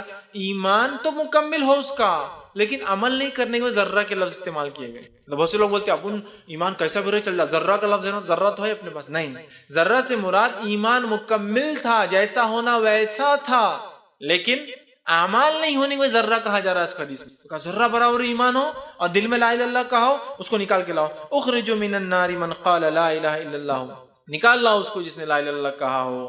پھر آگے فرمایا وذکرنی، اور میرا کبھی ذکر کیا ہو، وخافنی فی مقام، اور کبھی میرے سامنے کھڑے ہونے سے ڈرا ہو. ان سب کو لاؤ، دل میں پڑا ہو، کبھی منہ سے کہا ہو، اور میرا ذکر کیا ہو کبھی، اور میرے سامنے کھڑا ہونے سے ڈرا ہو. یہ سب لوگوں کو نکال اور فرشتے جا کر نکال کے لائیں. 13واں فائدہ اس کلمے کا لا الہ الا اللہ کے فوائد اور اس کے فضائل جو ملتے ہیں وہ یہ ہے، جو شخص 10 مرتبہ اس کلمے کو پڑھیں گا وہ اس کی مثال ایسی ہے جیسے کہ اس نے جو ہے 4 غلاموں کو آزاد کیا. حدیث میں الفاظ یوں آپ فرماتے ہیں، جو شخص لا الہ الا اللہ وحدہ لا شریک لہ لہ الملک ولہ الحمد وہو علی کل شیء قدیر، لیکن اس میں بھی لفظ لا الہ الا اللہ وحدہ لا شریک، نہیں کوئی معبود حق سوا اللہ رب العزت کے، وحدہ وہ ایک ہے، لا شریک لہ اس کے ساتھ کوئی شریک نہیں، اس کا کوئی ہمسر نہیں، اس کا کوئی برابر نہیں، اس کے لائق کوئی عبادت میں نہیں ہے، اس کی کوئی صفات نام اور صفات کسی کی وجہ سے نہیں ہے. لا شریک، کوئی شریک نہیں.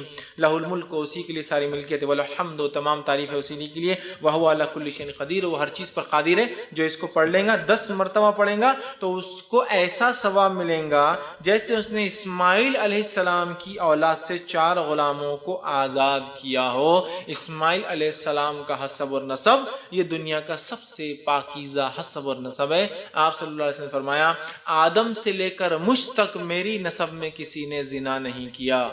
کافر تو ہو سکتے ہیں، نسب کے اعتبار سے کوئی فالٹ نہیں. نسب پاکیزگی نسب کی ساری اولادیں جو ہے کوئی ولد الزنا نہیں ہے. تو کہا میری نسل میں آدم سے لے کر اور آپ سنو اسماعیل علیہ السلام کی نسل سے، تو گویا اسماعیل علیہ السلام مطلب سب سے پاکیزہ نسل میں سے 4 غلام آزاد کرنے کے برابر ہے. حدیث میں اسماعیل علیہ السلام کی اولاد میں سے مطلب سمجھ لی اسماعیل علیہ السلام کی اولاد تو کسی نے غلام بنا دیا، ان میں سے 4 لوگوں کو آزاد کرنے کا ثواب ہے 10 مرتبہ لا الہ الا اللہ وحدہ لا شریک لہ لہ الملک وله الحمد وهو علی کل شیء قدیر پڑھنے کا۔ اس میں شروعات لیکن پھر لا الہ الا اللہ، یہ کلمے کی فضیلت دیکھیے، اصل تو یہی ہے، اس کے بعد پوری تعریف ہے، نہیں کوئی معبود برحق سوا اللہ کے وحدہ، پھر وہ ایک ہے، اصل کلمہ لا الہ الا اللہ ہی اس کے اندر، وہ ایک ہے، اسی کے لیے ملکیت ہے، اس کا ہمسر کوئی نہیں ہے، ساری تعریف اسی کے لیے ہے اور وہ سب چیز پہ قادر ہے نا۔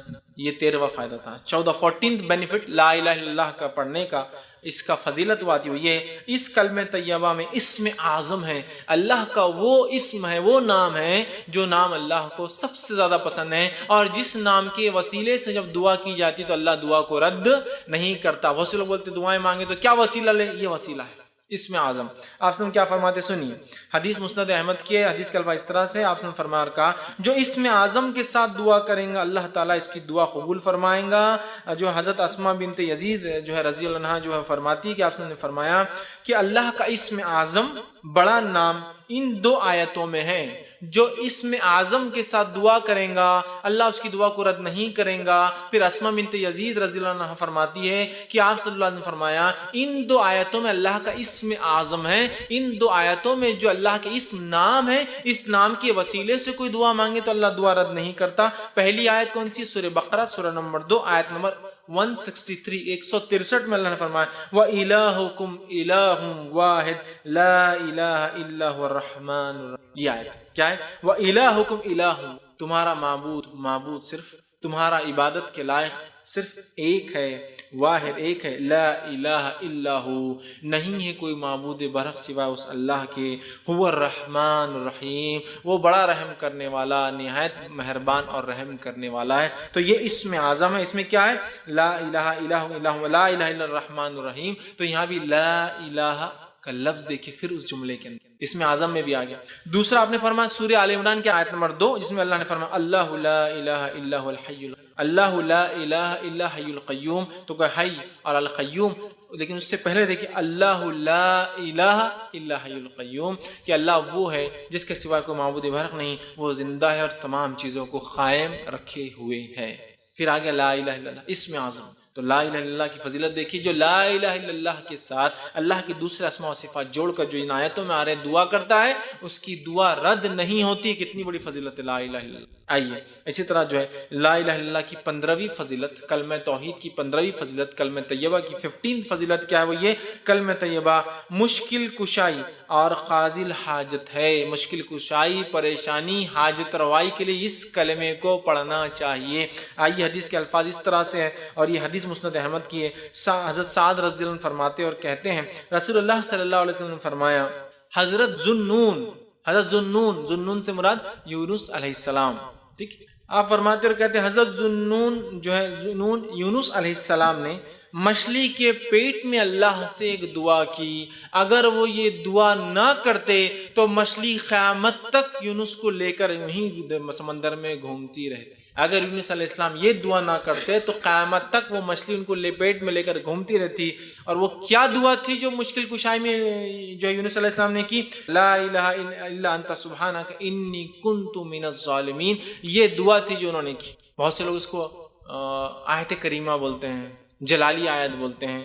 یہ آیت جو ہے ہر بار پڑھنا، کریمہ ہے مطلب کرام، مطلب جس کی وجہ سے اللہ کرم کرتا ہے، جلالی مطلب اللہ رب العزت اس آیت کے پڑھنے کے بعد جلال میں آ جاتا ہے، دعاؤں کو سنتا ہے، یہ معنی ہوتا ہے۔ بہرحال تو اگر یونس علیہ السلام نے کیا دعا کی تھی؟ لا الہ الا انت سبحانک انی کنت من الظالمین، لا الہ الا انت، نہیں کوئی معبود برحق ہے اللہ سوائے تیرے، سبحانک تیری ذات پاک ہے کہ میں نے خطا کی کہ بغیر سوچے سمجھے، بغیر تیرے فیصلے کی یہ سوچا قوم اب گناہ کریں گی تو عذاب آئیں گا، اور نکل آیا سبحانک تیری ذات پاک ہے، انی کنت من الظالمین، اللہ میں ہی یقیناً خطا کاروں میں اس طرح میں نے غلطی کی کہ تیرے حکم کے بغیر چلا آیا۔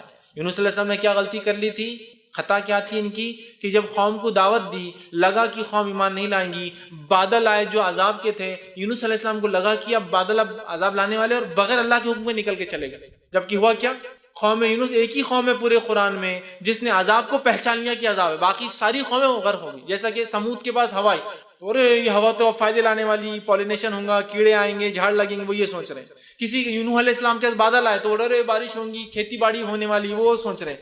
یونس علیہ السلام کی قوم ایک ہی قوم ہے قرآن میں، جب بادل دیکھے سمجھ گئے عذاب کے ہے، یہ بادل خوشخبریاں نہیں لائے ہیں، دیکھتے ہی توبہ کر لی کہ قوم ہے جس نے توبہ کی عذاب کو دیکھی، باقی ساری قومیں عذاب کو پہچان نہیں سکی اور ہلاک ہو گئی۔ اب قوم نے توبہ کر لی، یونس علیہ السلام چلے گئے پہلے ہی نکل کر، اللہ نے پھر سزا دی، اس لیے کہ اللہ اپنے نیک بندوں سے تھوڑی بھی خطا پسند نہیں کرتا، سمجھ رہے آپ؟ سب سے اچھے اسٹوڈنٹ سے ٹیچر تھوڑی بھی غلطی پسند نہیں کرتا ہے، ایک غلط اسٹوڈنٹ کو تو چھوڑ ہی دیتا ہے بھائی اس کو چلو ٹھیک ہے معاف کرتے رہیں گے، لیکن ایک سنسیئر اسٹوڈنٹ سے چھوٹی سی مسٹیک بھی برداشت نہیں کرتا ہے۔ تو اللہ رب العزت کے برگزیدہ نبی ہے، تو چھوٹی سی مسٹیک بھی اللہ نے وہ نہیں کی، خطا پکڑ لی کہ آپ جاؤ مچھلی کے پیٹ میں، ڈبا دیا اس کشتی کو جس میں جا رہے تھے، اور آئی مچھلی نگل کے لے گئی۔ تو آپ سے ہم فرماتے ہیں کہ اگر یونس یہ نہ پڑھتے تو اللہ تعالیٰ قیامت تک گھماتے رہتے یونس علیہ السلام کو۔ پھر آپ نے کہا رسول اللہ آگے فرماتے ہیں جو مسلمان اس آیت کریمہ کو پڑھ کر دعا کرے اللہ تعالیٰ اس کی دعا قبول فرمائیں گا۔ پھر آگیا نا جملہ کیا ہے؟ لا الہ الا انت سبحان، آگیا پھر لا الہ الا اللہ، لا الہ الا اللہ کی برکات فضائل اتنے زیادہ ہیں جس کی کوئی انتہا۔ آئیے 16 بینیفٹ، 16ویں فضیلت لا الہ الا اللہ کی کیا ہے؟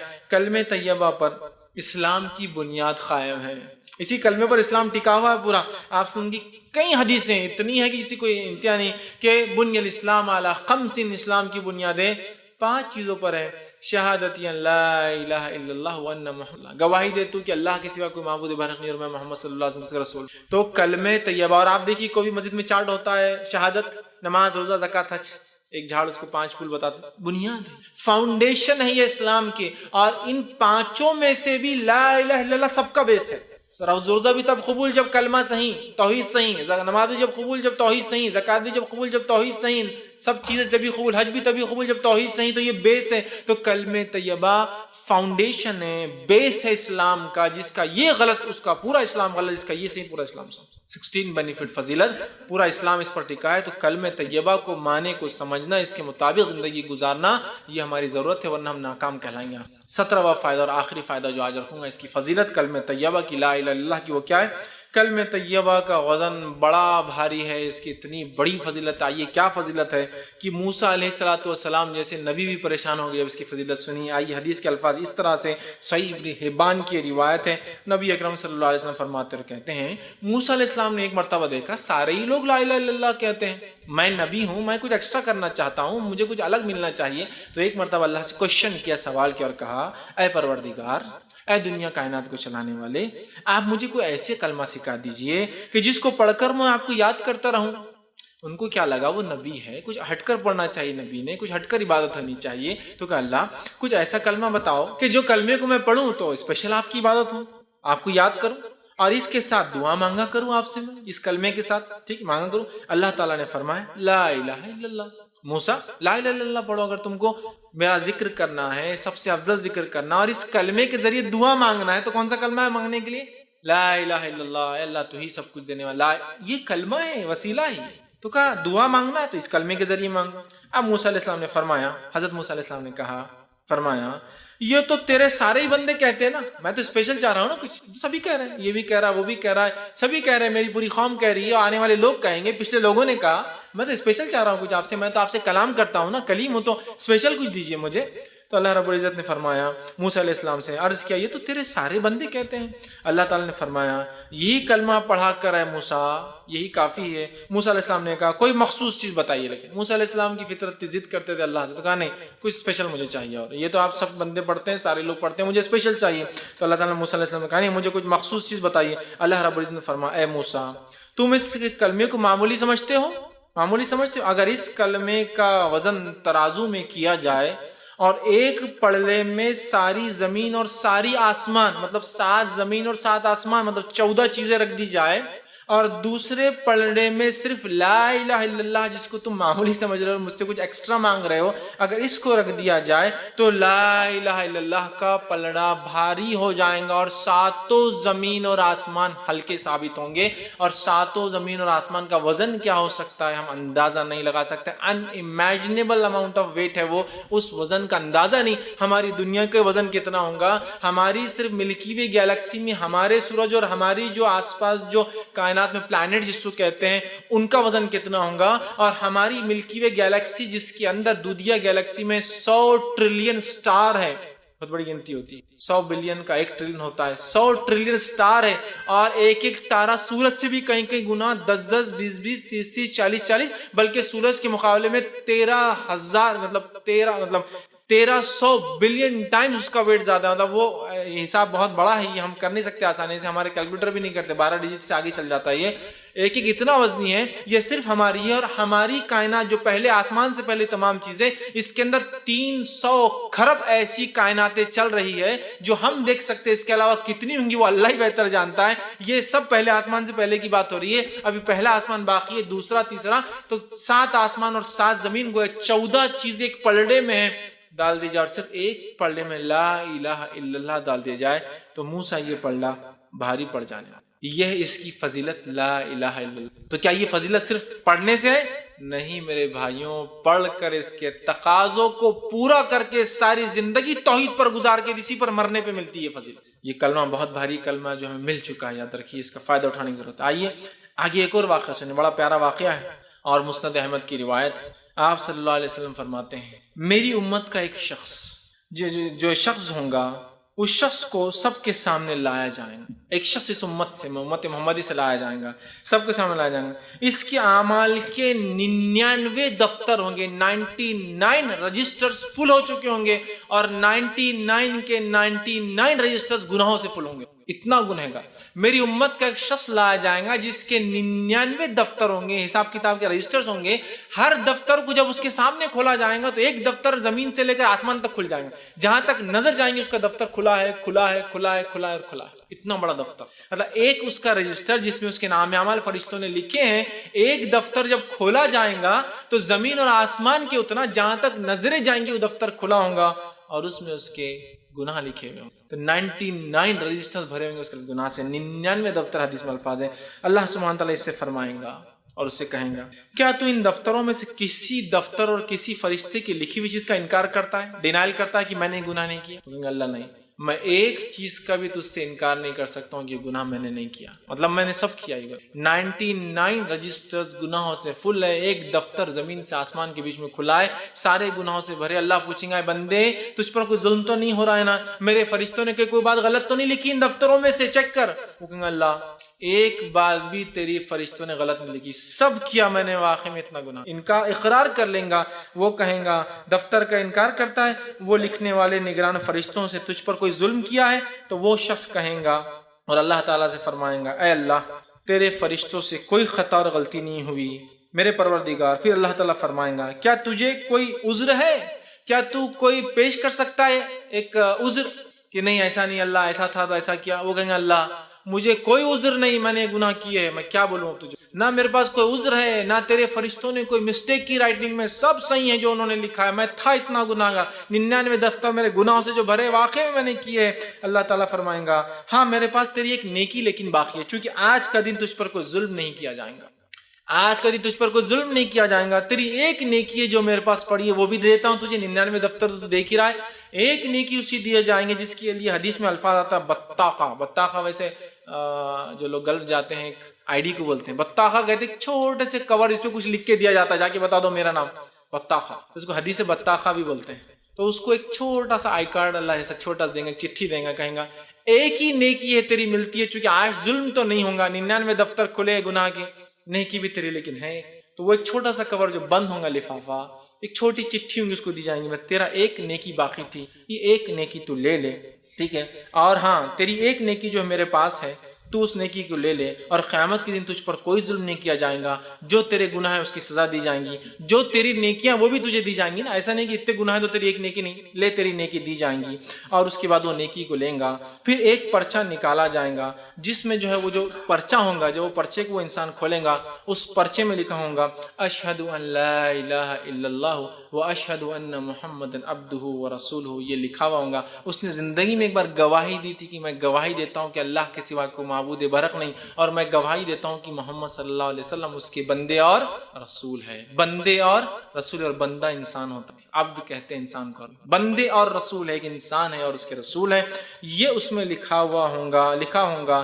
پھر اللہ عز و جل جو ہے فرمائیں گا جس جگہ تیری نیکی تولی جاتی ہے اس جگہ تو حاضر ہونا، وہاں میں تجھ سے بات کروں گا۔ پھر وہ بندہ اس ایک بطاخے کو لے کے 99 رجسٹر تو اٹھانے لائق اس کی طاقت نہیں تھی، ایک چھوٹا سا کارڈ لیں گا بطاخہ جس پہ یہ لکھا ہوگا، وہ جائیں گے اللہ رب العزت کے سامنے۔ جب اللہ اس کو بلائیں گے کہ مقام پہ، مطلب پہلے بات چیت ہوں گی، حساب شاید کسی اور جگہ اور ہوگا جہاں نام عمل تولے جائیں گے، فرسٹ بات چیت ہوں گی، پھر نام عمل تولے جائیں گے، تو اللہ کہیں گا وہاں ملنا مجھ سے، وہاں میں تیرے اس بطاخے اس جو چھوٹی نیکی کو دیکھا جائے گا کیا اس سے ہوتا ہے، اور وہ انسان پریشان ہوگا کہ ایک نیکی 99 دفتر میرے فل تھے گناہوں سے، اور اللہ تعالیٰ جو ہے کہیں گا کہ وہاں آ کر مجھ سے ملنا، حاضر ہونا۔ وہ شخص کہیں گا اے اللہ یہ پرچہ 99 دفتروں کے مقابلے میں کیا ثابت ہوں گا، کیوں مجھے بلا کے وہاں رسوا کر رہے ہیں، ڈال دیجیے جہنم میں اٹھا کے، وہاں ہوں اتنا سا ایک بطاخہ ایک چھوٹا سا لے کر کوپن لے کر آ رہا ہوں، اور وہاں کیا ثابت ہوگا 99 رجسٹروں کے مقابلے میں ایک نیکی کیا میری ثابت ہوں گی، کیوں آپ ذلیل کرنے وہاں بلا رہے ہیں، یہیں مجھے جہنم میں ڈال دیجیے۔ تو اللہ کہیں گا نہیں، آج کے دن ظلم نہیں ہوتا ہے، جب تولے جائیں گے بولے تو تولے جائیں گے، ظلم نہیں ہونے والا،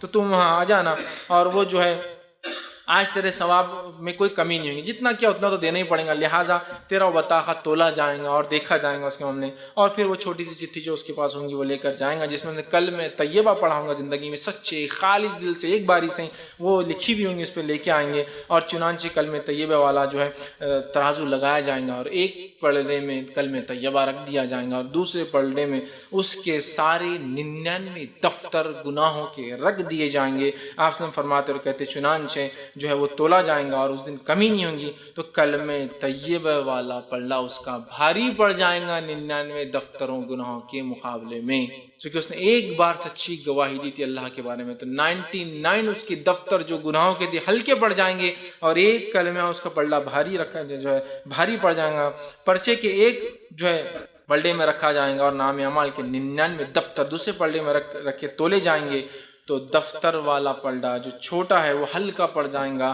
اور 99 دفتر اٹھ جائیں گے، اور کلمہ لا الہ الا اللہ کا پلڑا جھک جائے گا، بھاری ہوگا۔ اللہ تعالیٰ کے نام کے مقابلے میں کوئی چیز بھاری نہیں ہو سکتی۔ اللہ فرماتا تو نے اللہ کا نام لیا تھا، سچا نام لیا تھا، ایک باری صحیح، آج کوئی چیز اس کے مقابلے میں بھاری نہیں پڑنے والی تجھ پر، لہٰذا اس کی مغفرت کر دی جائے گی۔ لا الہ الا اللہ کی فضیلت دیکھ رہے ہیں، یقیناً اس حدیث کو کبھی بھی اس معنی میں مت لیجیے، اس معنی میں ہرگز مت لیجیے کہ یہ حدیث دعوت دے رہی ہے گناہ کرنے میں۔ اس نے گناہ کیے تھے، اس نے خطائیں کی تھی، لیکن اس کے اپنے رب سے معافی تھی، اور اس کے پاس لا الہ الا اللہ سچے دل سے بولا گیا کہ باقی میں اور آپ نہیں جانتے واقع میں، اور گناہ یاد رکھیے جو ہو جاتے ہیں ایک الگ چیز، گناہ کرنا جان بوجھ کے یہ اللہ کے خلاف ضد ہے، یاد رکھیے، یہ سرکشی کہتے ہیں۔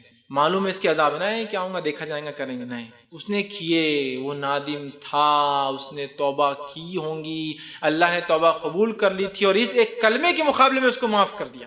سمجھیے اس بات کو، اور نہ بولیں گے یہ تو دعوت ہے گناہوں کی، نہیں، یہ دعوت نہیں ہے حدیث، یہ حدیث بتا رہی ہے اس نے سب کچھ جاننے کے بعد بھی گناہ کیے، لیکن اپنے رب سچی معافی مانگی، اور نیکی کچھ تھی تو وہ اس کا عقیدہ تھا جو بالکل صحیح تھا، جو چھوٹا سا ایک چٹھی میں تھا، لیکن وہ چھوٹی چٹھی بھاری ہے کہ تو اس پہ اللہ کا نام تھا، اور باقی گناہ ہلکے پڑ جائیں گے چونکہ اس نے توبہ بھی کی ہوں گی۔ اس بات کو سمجھیے، ورنہ اس معنی کو جو ہے بھدے انداز میں حدیثوں کو مت لیا کیجیے کہ گناہ معاف ہو جائیں گے، نہیں، اور گناہوں کو جان بوجھ کے کرنا سرکشی، یاد رکھیے، تو اللہ تب تو نہیں معاف، جو سرکشی معلوم ہونے کے بعد بھی کر رہا ہے، مطلب رول بنائے وانے کے بعد توڑنے کو آپ بول رہے ہیں فائن بھر دوں گا، نہیں، یہ نہیں ہوتا اسلام، بہرحال تو اس کو معاف کر دیا جائے گا۔ تو کلمہ طیبہ میں چونکہ اللہ کی وحدت، اس کی توحید ہے، اس کا ایک ہونا ہے، اس کا نام ہے اللہ، جو سب سے اس کو پیارا نام ہے، اور اسی نام سے اس نے اپنے آپ کو پکارا کئی بار، تو بہرحال وہ ہے، اس وجہ سے پلڑا بھاری ہو جائے گا۔ تو کلمہ توحید صرف کلام نہیں ہے، ایک جملہ نہیں ہے، کلمہ توحید ایک زندگی جینے کا طریقہ ہے، یاد رکھیے، جس نے اس پہ زندگی گزاری سچے دل سے اس کو پڑھ کر وہ کامیاب رہا، اور جس نے زندگی گزاری اس کو چھوڑ کر،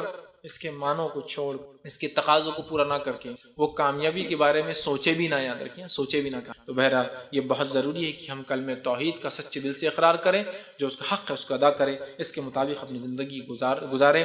مسند احمد کی روایت ہے، آپ نے فرمایا اور کہا، من کان آخر کلام لا الہ الا اللہ دخل الجنہ، جس کا آخری کلام لا الہ الا اللہ ہو وہ جنت میں جائے گا۔ ہم بھی کوشش کریں آخری کلام اگر ہمارا لا الہ الا اللہ ہو، ہم چاہتے ہیں اس کلمے کو خوب ورد کریں، اور اس کلمے کے مطابق اس کے تقاضوں کو پورا کرنے میں زندگی بتا دیں، بس دونوں چیزیں ایک ساتھ، کلمہ بھی ہے، اس کے تقاضوں کو پورا کرنے پوری زندگی کھپا دیں، بس تو پھر اس کا آخری کلام لا الہ الا اللہ ضرور ہوگا، وہ جنت میں جائیں گا۔ اور صحیح مسلم کی ایک روایت میں ہم نے فرمایا اور کہا، لقنوا موتاکم لا الہ الا اللہ، اپنی میت کو مرنے والوں کو لا الہ الا اللہ تلقین کیا کرو، یہ بڑی اہم چیز ہے۔ میں انشاءاللہ اپنی بات کو آخر میں جو ہے ایک واقعے سے ختم کرتا ہوں۔ ایک محدث تھے حافظ ابن ابی حاتم نے اپنی کتاب میں لکھا ہے، ایک محدث جن کا نام ابو زرعہ رحمۃ اللہ علیہ آتا ہے، اور ان کے انتقال کا وقت قریب آ گیا۔ جب ان کا انتقال کا وقت قریب آیا تو لوگوں نے ان سے وہی کہا اپنے موتا کو تلقین کیا کرو لا الہ الا اللہ کی۔ لوگ آئے اور تلقین کرنے لگی لا الہ الا اللہ پڑھو، تو انہوں نے جو ہے ابو ذرا رحمۃ اللہ علیہ نے اس حدیث کو پڑھنا شروع کیا، وہ بطاخ والی حدیث، اس حدیث کو پڑھا، چونکہ محدث تھے، اور اس کے سند کے ساتھ پڑھا۔ اس سے پتہ چلتا اسلاف کے نزدیک صرف متن نہیں، حدیث کی سند بھی بڑی اہمیت رکھتی۔ تو پوری سند پڑھی، سند پڑھنے کے بعد حدیث کا متن پڑھنے لگے، اور حدیث کا متن پڑھتے پڑھتے جب وہاں ہے جو شخص کو بطاخہ ملا اور اس پہ لکھا تھا لا الہ الا اللہ، جب اس جملے پہ پہنچے تو وہاں ان کی روح پرواز ہو۔ پوری حدیث پڑھی، حدیث میں راوی پڑھے، راوی پڑھنے کے بعد جب وہاں ان کے جملے آئے کہ اللہ نے کہا کہ تیرے پاس ایک بطاخہ، اس پہ لکھا لا الہ الا اللہ، جب لا الہ الا اللہ پر پہنچے تو ان کی روح پرواز کر گئی اور اسی کے ساتھ ان کی موت آ گئی۔ تو ظاہر سی بات ہے انہوں نے زندگی پوری کلمے پہ گزاری ہوگی، زندگی ان کی اس کے مطابق ہوں گی، اس حدیث کے مطابق ہوں گی۔ تو بہرحال اس حدیث کا شوق اور روایت کرنے کا اور راوی کو بیان کرنے کا شوق اور ان کی کلام دیکھیے پورا کر کے اس حدیث کے اس جملے پہنچے گی کہ اللہ میں نے اگر 99 دفتر بھی میرے گناہ کے ہوں گے تو اس حدیث کو مرنے سے پہلے میں تجھے یاد دلانا چاہتا ہوں کہ میرا بھی معاملہ یہ کرنا کہ لا الہ الا اللہ کی وجہ سے ان 99 دفتر اگر گناہ کے ہوں گے بھی تو میرے معاف کر دینا۔ اور اس جملے پر آ کے لا الہ الا اللہ پر ان کی وفات ہوئی، ان کا انتقال ہوا اور وہ دنیا سے چلے گئے۔ تو ہم تمام کو چاہیے اللہ رب العزت سے ہمیشہ دعا کریں کہ اللہ سبحانہ تعالیٰ ہمارا حسن خاتمہ کرے اور ہمیں جو ہے موت سے پہلے یہ کلمہ ضرور بھی ضرور نصیب کرے جس کو لا الہ الا اللہ کہتے ہیں، لا الہ الا اللہ محمد رسول اللہ، یہ کلمہ ہماری زبان پر ہو۔ جس شخص کو اگر ایسی موت آ جائے جس نے اپنے آخری جملے اور کلام میں لا الہ الا اللہ محمد رسول اللہ پڑھاؤ، میں نہیں سمجھتا ہوں اس سے بہتر اور اس سے اچھی موت کسی کی بہرحال ہو سکتی ہے۔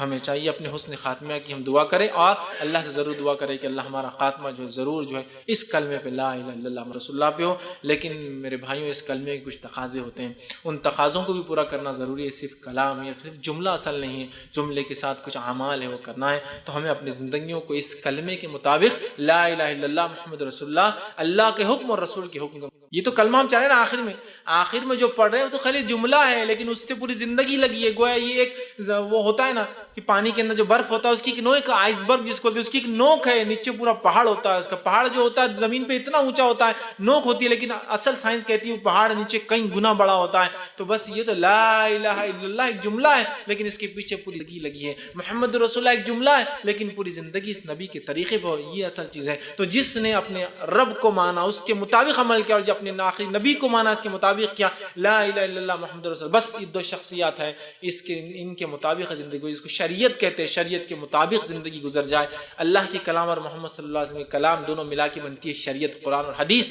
جس نے اس کے مطابق گزارا بس وہ تو کامیاب رہا۔ تو ہمیں اگر کامیابی چاہیے، ایسی موت چاہیے، ایسا خاتمہ چاہیے تو لا الہ الا اللہ کو زندگی بنا لے اور لا الہ الا اللہ کے مطابق زندگی ہو۔ ہماری زندگی پہ کوئی لوگ، کوئی سماج، کوئی قوم اثرات نہ ڈالے بلکہ صرف اور صرف اس کلمے کا اثر اور اس نبی کا اثر ہماری زندگی اور زندگی سے چھلکے کہ ہاں واقعی میں نبی کے اور اس رب کے ماننے والے جس نے انہیں پیدا کیا۔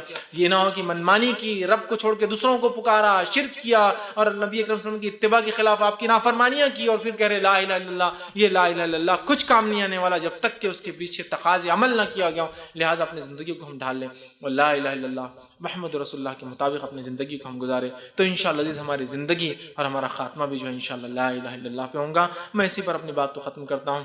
اللہ رب العزت سے دعا ہے کہ اللہ سبحانہ تعالیٰ ہمیں حقیقی معنوں میں لا الہ الا اللہ محمد رسول اللہ اس کلمے کو چاہنے والا، اس کو پڑھنے والا بنا دے اور ہمارا خاتمہ جو اللہ رب العزت اسی کلمے پہ ہمیں کرے، ہمارا خاتمہ بھی جو اسی کلمے پہ کرے جب تک ہمیں زندہ رکھے، اسلام اور ایمان پر زندہ رکھے، خاتمہ ہمارا ایمان پر ہو۔ آخر دعوانا ان الحمدللہ رب العالمین، سبحان ربک رب العزت عما یصفون وسلام علی المرسلین والحمدللہ رب العالمین۔